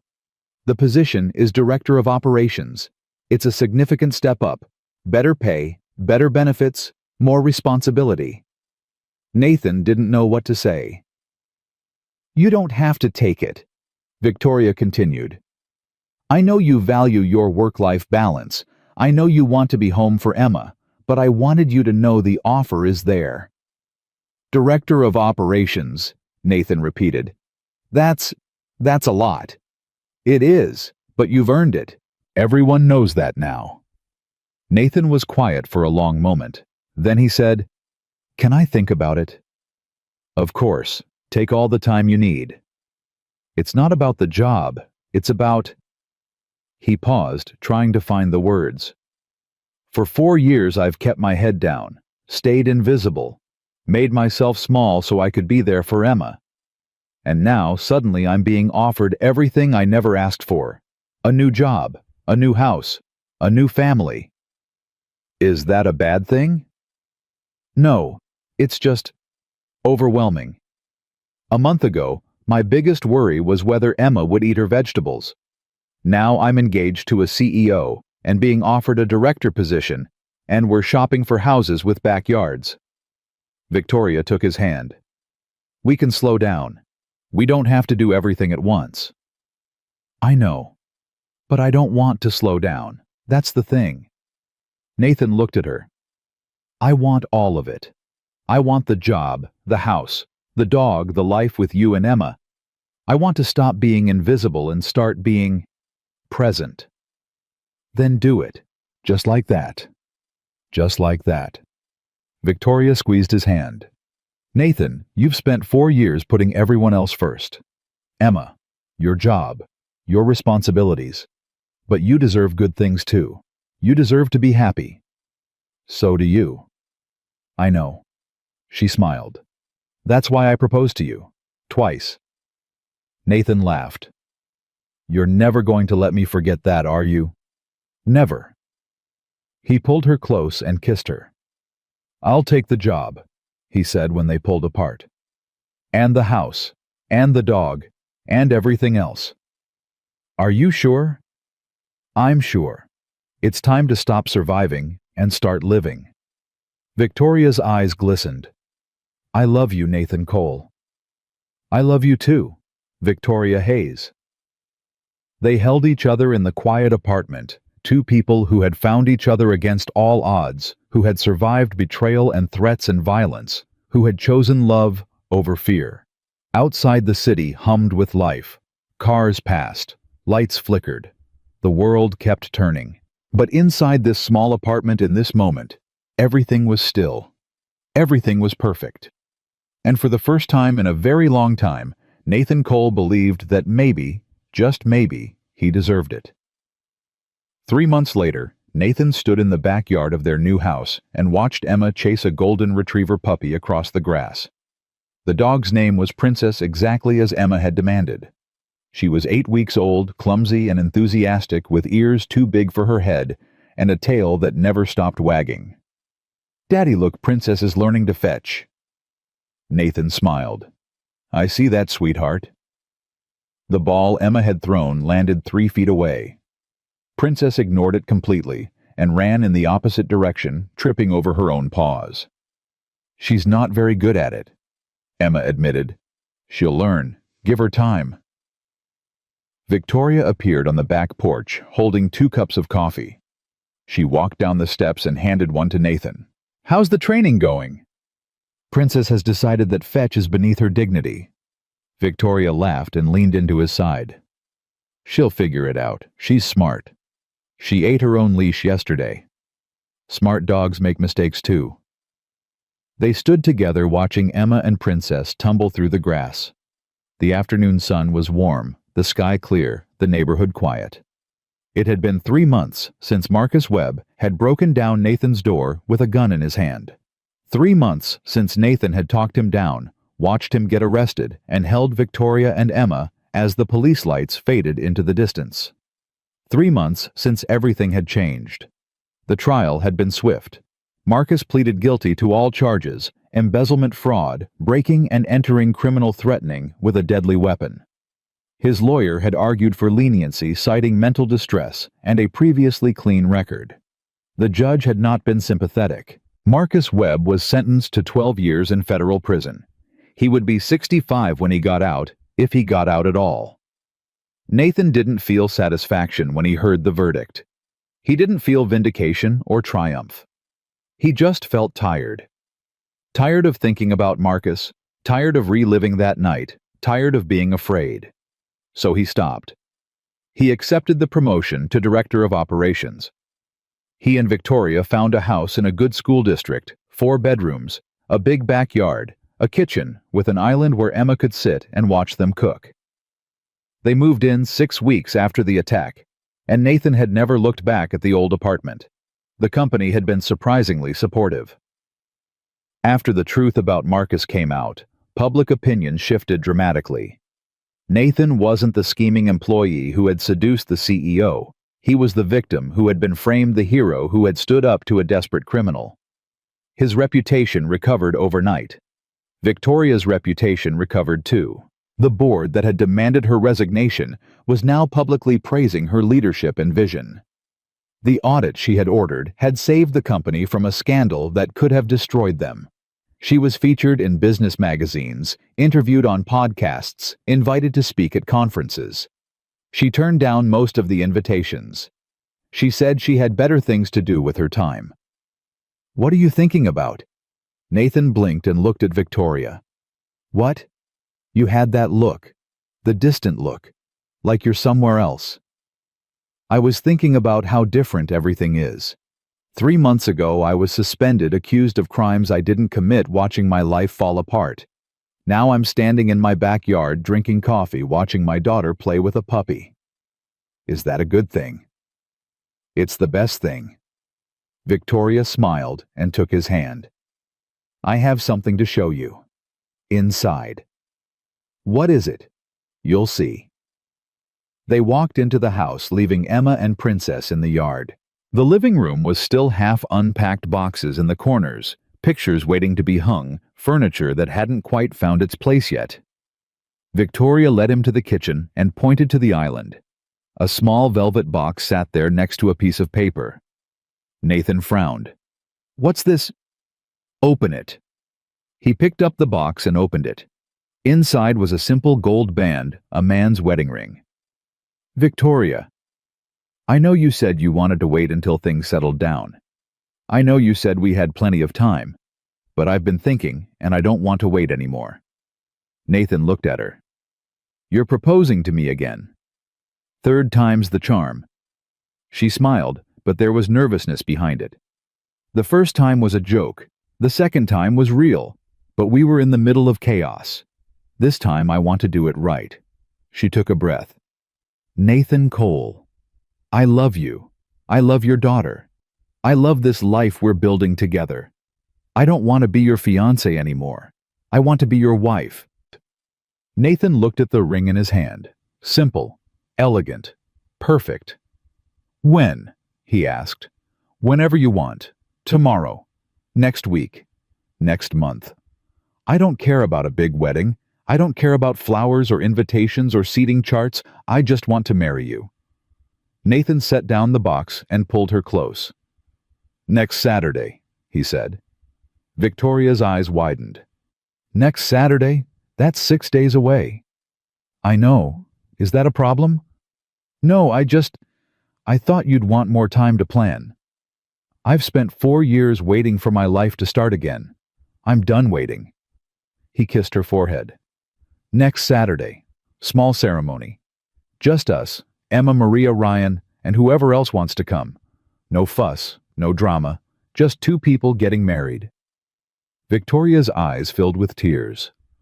"Are you sure?" "I've never been more sure of anything." She kissed him hard, desperate, full of joy. When they finally pulled apart, both of them were crying. "I should tell Emma," Victoria said. "We should tell her together." They walked back to the yard, where Emma was now lying on the grass with Princess sprawled across her stomach. "Emma, sweetheart," Nathan called. "Can you come here for a second?" Emma scrambled up and ran over Princess, bouncing behind her. "What is it?" Nathan knelt down to her level. Victoria did the same. "You know how Victoria and I have been talking about getting married?" Emma nodded eagerly. "Yes. You're going to have a wedding." "That's right. And we wanted to ask you something." "What?" Victoria took Emma's hand. "We want to get married next Saturday. Is that okay with you?" Emma's eyes went wide. "Next Saturday? That's so soon." "I know. But we don't want to wait anymore. We want to be a family officially." Emma considered this seriously. Then she asked, "Can Princess come to the wedding?" Nathan laughed. "I don't see why not." "And can I wear my purple dress, the one with the sparkles?" "Of course." "And can I throw flowers? I saw a girl throw flowers at a wedding on TV once." "You can throw all the flowers you want." Emma threw her arms around both of them. "This is the best day ever. We're going to be a real family." Nathan held his daughter and his soon-to-be wife and felt his heart swell with something he couldn't name. Gratitude. Joy. Peace. All the things he thought he had lost forever. The next 6 days passed in a blur of preparation. Victoria handled most of the logistics. She was a CEO after all. Organization was her specialty. She found a venue, a small garden at a historic estate, 20 minutes outside the city, hired a caterer, ordered flowers, and arranged for a justice of the peace to officiate. Nathan handled the guest list. It was short: Maria Ryan and his wife Victoria's assistant Patricia, and a handful of close friends from the company. No family for either of them. Victoria's parents had passed years ago, and Nathan's brother couldn't make the trip on such short notice. But that was okay. They didn't need a big crowd.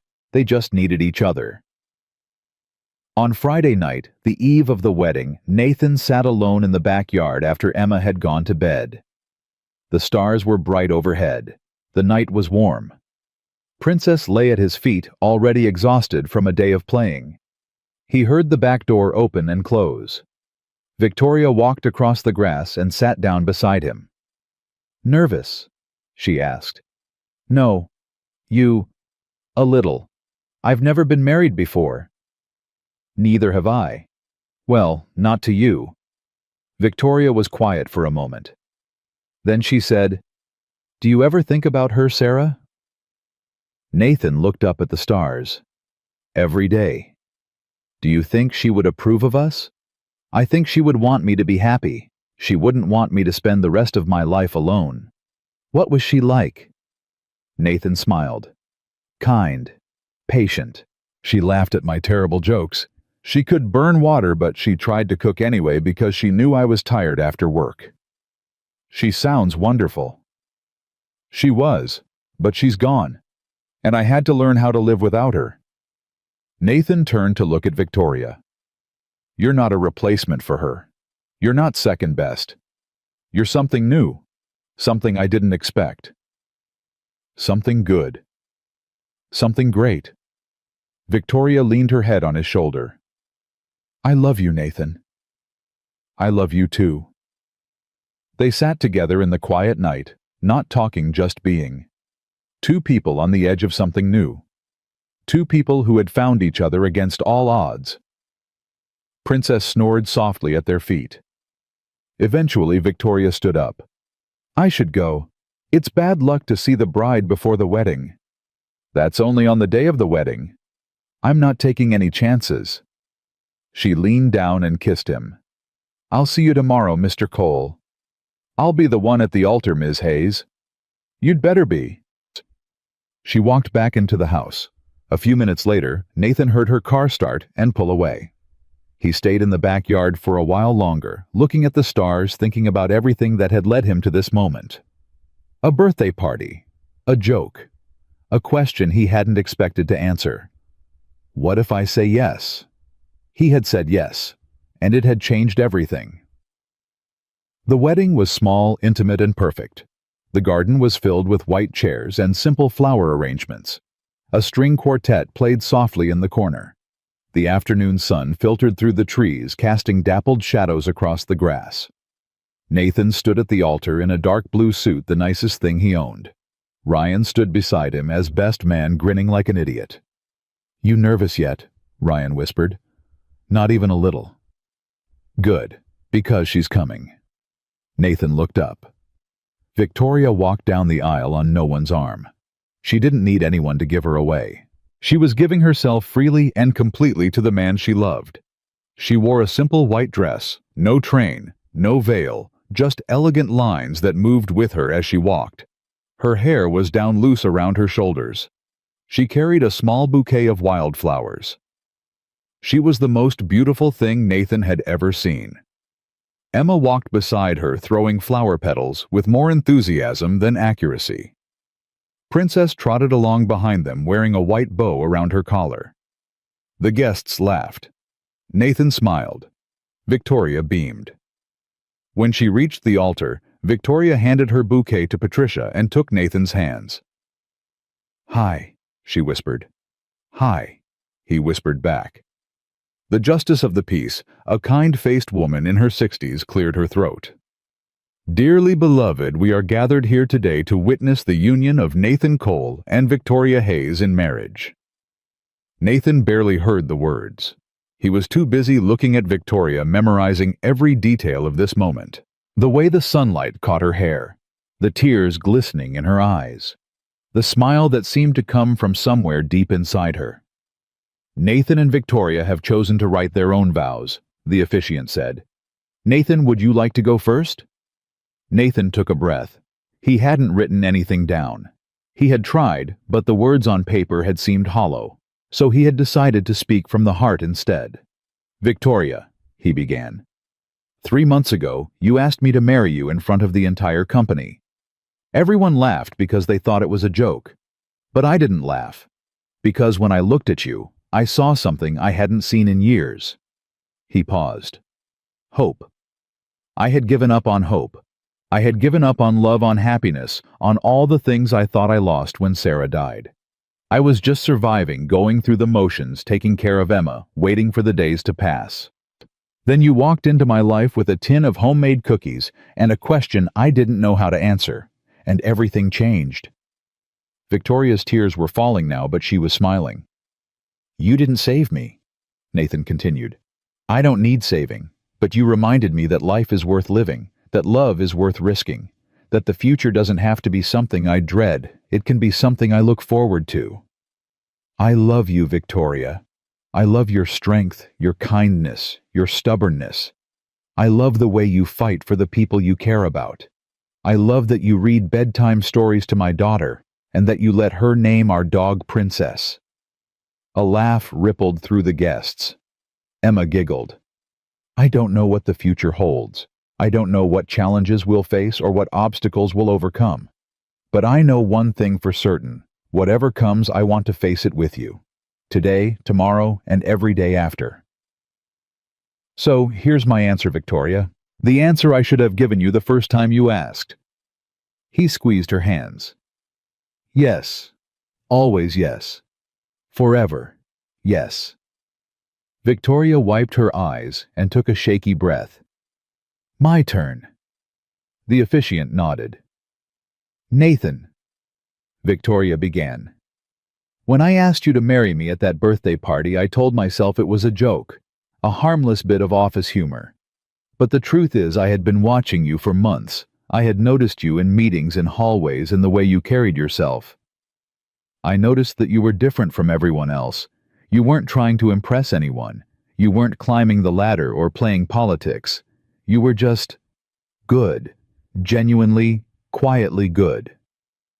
And when I asked that question and you looked at me, really looked at me, something happened. I felt seen. For the first time in years, someone saw me. Not the CEO, not the title, not the corner office, just me. I've spent my whole life building walls," she continued, "protecting myself from getting hurt, keeping people at arm's length so they couldn't leave me. But you didn't try to climb my walls. You just stood there patient and steady until I was ready to let them down. You taught me that vulnerability isn't weakness, that asking for help isn't failure, that loving someone, truly loving them, means trusting them with the parts of yourself you're most afraid to show. I love you, Nathan. I love your kindness, your courage, your terrible dad jokes. I love that you put Emma before everything else. I love that you faced down a man with a gun to protect our family." Nathan's jaw tightened at the memory. "I don't know what the future holds either," Victoria said. "But I know that whatever it is, I want to face it with you. Not because I need you to complete me, but because life is better with you in it. Because every morning I wake up next to you, I'm grateful. Because every night I watch you read to Emma, I feel like the luckiest woman in the world. So here's my answer too, Nathan. The answer I've been trying to give you since the moment we met." She squeezed his hands. "Yes. Always yes. Forever yes." The officiant smiled. "By the power vested in me by the state of Illinois, I now pronounce you husband and wife. Nathan, you may kiss your bride." Nathan pulled Victoria into his arms and kissed her. The guests cheered. Emma clapped. Princess barked. And somewhere, somehow, Nathan could have sworn he felt Sarah smiling down at them, not with sadness, but with joy. Joy that he had found happiness again. Joy that Emma would have a mother.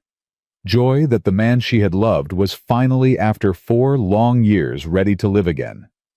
When they finally pulled apart, Victoria was laughing. "We did it," she said. "We did."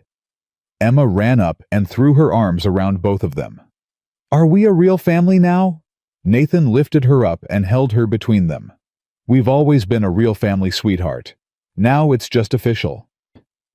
The reception was held in the same garden under strings of white lights as the sun set. There were toasts. Ryan's was embarrassingly enthusiastic. Dancing, Emma insisted on standing on Nathan's feet while he spun her around, and more food than anyone could possibly eat. At one point, Victoria clinked her glass and stood up. "I want to say something," she announced. The guests quieted. "Most of you know how Nathan and I met. You were there when I made a fool of myself at a birthday party and asked a man I barely knew to marry me. You saw him answer in a way that no one expected." She looked at Nathan. "What you might not know is what happened after. The rumors, the accusations, the man who tried to destroy us both because he couldn't face the consequences of his own actions. We survived all of that. Not because we're special, but because we chose each other. Again and again, when it would have been easier to walk away, we chose to stay. So here's what I've learned," Victoria continued. "Love isn't a fairy tale. It's not easy or simple or perfect. It's a choice you make every day, sometimes every hour, to show up for another person, even when it's hard. Nathan Cole is the best man I've ever known. Not because he's perfect, but because he's real. He's honest and kind and brave, and he loves his daughter more than anything in the world." She raised her glass. "To Nathan, thank you for choosing me. I'll spend the rest of my life making sure you don't regret it." The guests raised their glasses. "To Nathan." Nathan stood up and pulled Victoria close. "I already don't regret it," he said. "And I never will." Later that night, after the guests had gone and Emma had fallen asleep in Maria's arms, Maria had insisted on babysitting so Nathan and Victoria could have a wedding night. Nathan and Victoria stood alone in the garden. The lights still twinkled overhead. The music had stopped. The night was quiet. "Mrs. Hayes Cole," Nathan said, "has a nice ring to it. We never discussed names. Do you want to hyphenate?" "I don't care. I just want to be married to you." Nathan laughed. "That's the most romantic thing you've ever said." "I'm a CEO. Romance isn't my specialty." "You proposed to me 3 times. I'd say romance is exactly your specialty." Victoria smiled and leaned into him. "What happens now?" "Now we go home. We put Emma to bed. We wake up tomorrow and start our life together." "That sounds normal." "Is normal bad?" "No." Victoria looked up at him. "Normal sounds perfect." They walked to the car hand in hand. The night stretched out before them, full of possibility. 6 months later, Nathan was promoted to Vice President of Operations. The company was thriving under Victoria's leadership, and Nathan's department had exceeded every quarterly target. A year after that, they adopted a second dog, a rescue mutt named Duke, who was Princess's polar opposite, calm, dignified, and completely uninterested in fetch. Emma started kindergarten. She made friends easily, brought home art projects covered in glitter, and asked questions about everything. Why is the sky blue? Where do babies come from? Can Princess and Duke have puppies? Victoria handled the hard questions with the same calm efficiency she brought to board meetings. Nathan handled the bedtime stories, and the scraped knees, and the bad dreams. They made a good team. On their first anniversary, Victoria took Nathan back to the same Italian restaurant where they had hidden from the rumors and planned their counterattack against Marcus Webb. "Remember this place?" she asked. "How could I forget? This is where you told me someone was trying to destroy us." "And what did you say?" Nathan thought back. "I said let them try." Victoria smiled. "You were right. They tried. They failed. We're still here." Nathan reached across the table and took her hand. "I've been thinking," he said. "About what?" About Emma. About our family. Victoria's expression shifted. Hopeful. Nervous. What about it? She asked me something the other day. She asked if she was ever going to have a brother or sister. Victoria's breath caught. What did you tell her? I told her I'd have to talk to you about it. And now you're talking to me. Now I'm talking to you. Victoria was quiet for a long moment. Then she said, I'm 43 years old, Nathan. I know. The chances of conceiving naturally at my age are, I know. I'm not asking for natural conception. I'm asking if you want to be a mother. Victoria's eyes filled with tears. I've wanted to be a mother my whole life. I just thought it was too late. I thought I had missed my chance. It's not too late.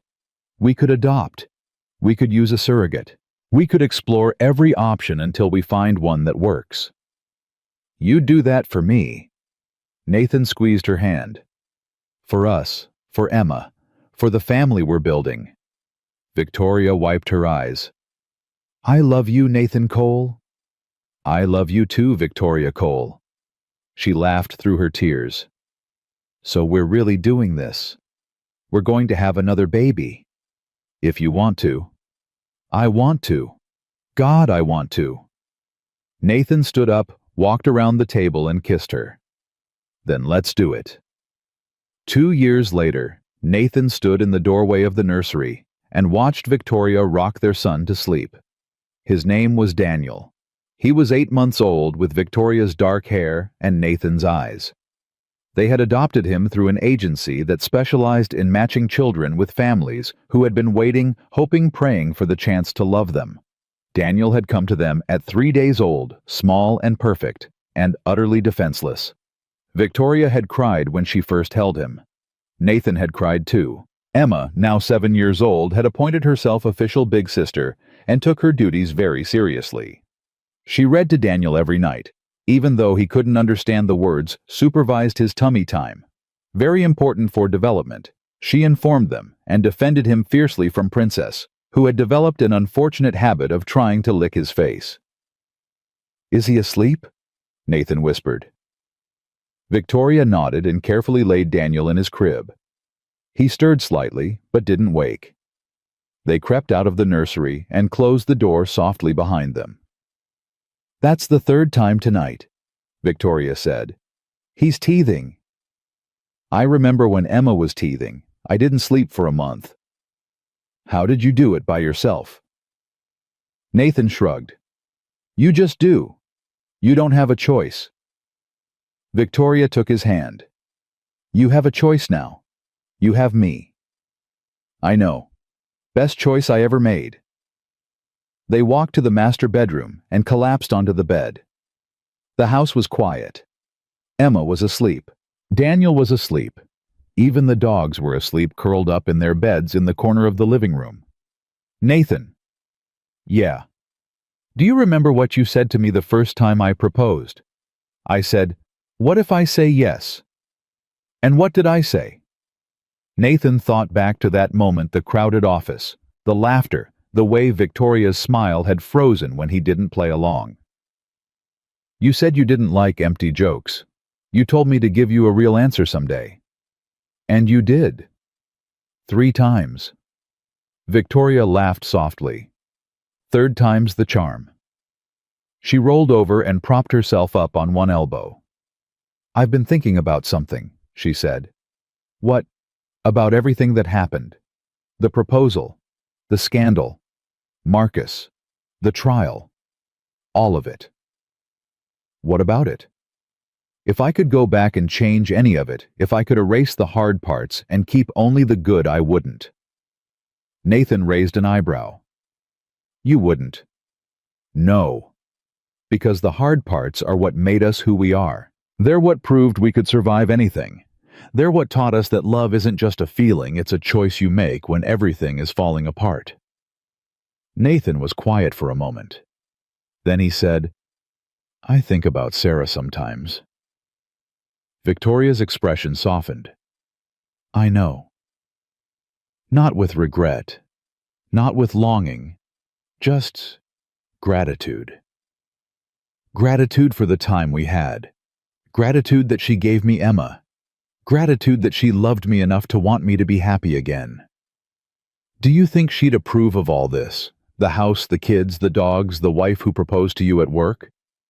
Nathan smiled. I think she'd approve of all of it, especially the wife. Victoria leaned down and kissed him. I love you, Nathan Cole. I love you too, Victoria Cole. They lay together in the darkness, listening to the quiet sounds of their sleeping house. Nathan. Yeah. Thank you. For what? For saying yes. Nathan pulled her close and held her tight. Thank you for asking. Outside the city hummed with life. Cars passed. Lights flickered. The world kept turning indifferent to the small miracles happening inside one ordinary house on one ordinary street. But inside that house, two people who had found each other against all odds lay wrapped in each other's arms, surrounded by the family they had built, the life they had created, the love they had chosen. It hadn't been easy. Nothing worth having ever is. But it had been worth it.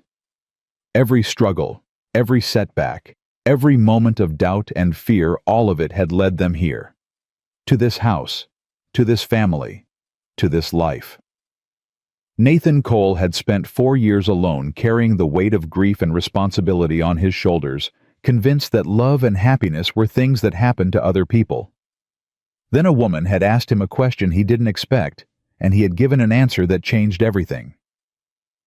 What if I say yes? He had said yes, and in doing so he had found something he thought he had lost forever. A reason to hope. A reason to live. A reason to believe that the future could be brighter than the past. He had found a partner who challenged him and supported him in equal measure. He had found a family that grew and changed and loved each other fiercely.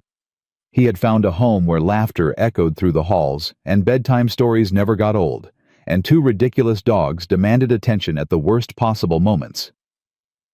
He had found happiness. Not the effortless happiness of fairy tales, but the hard-won happiness of real life. The happiness that comes from choosing to show up day after day for the people you love.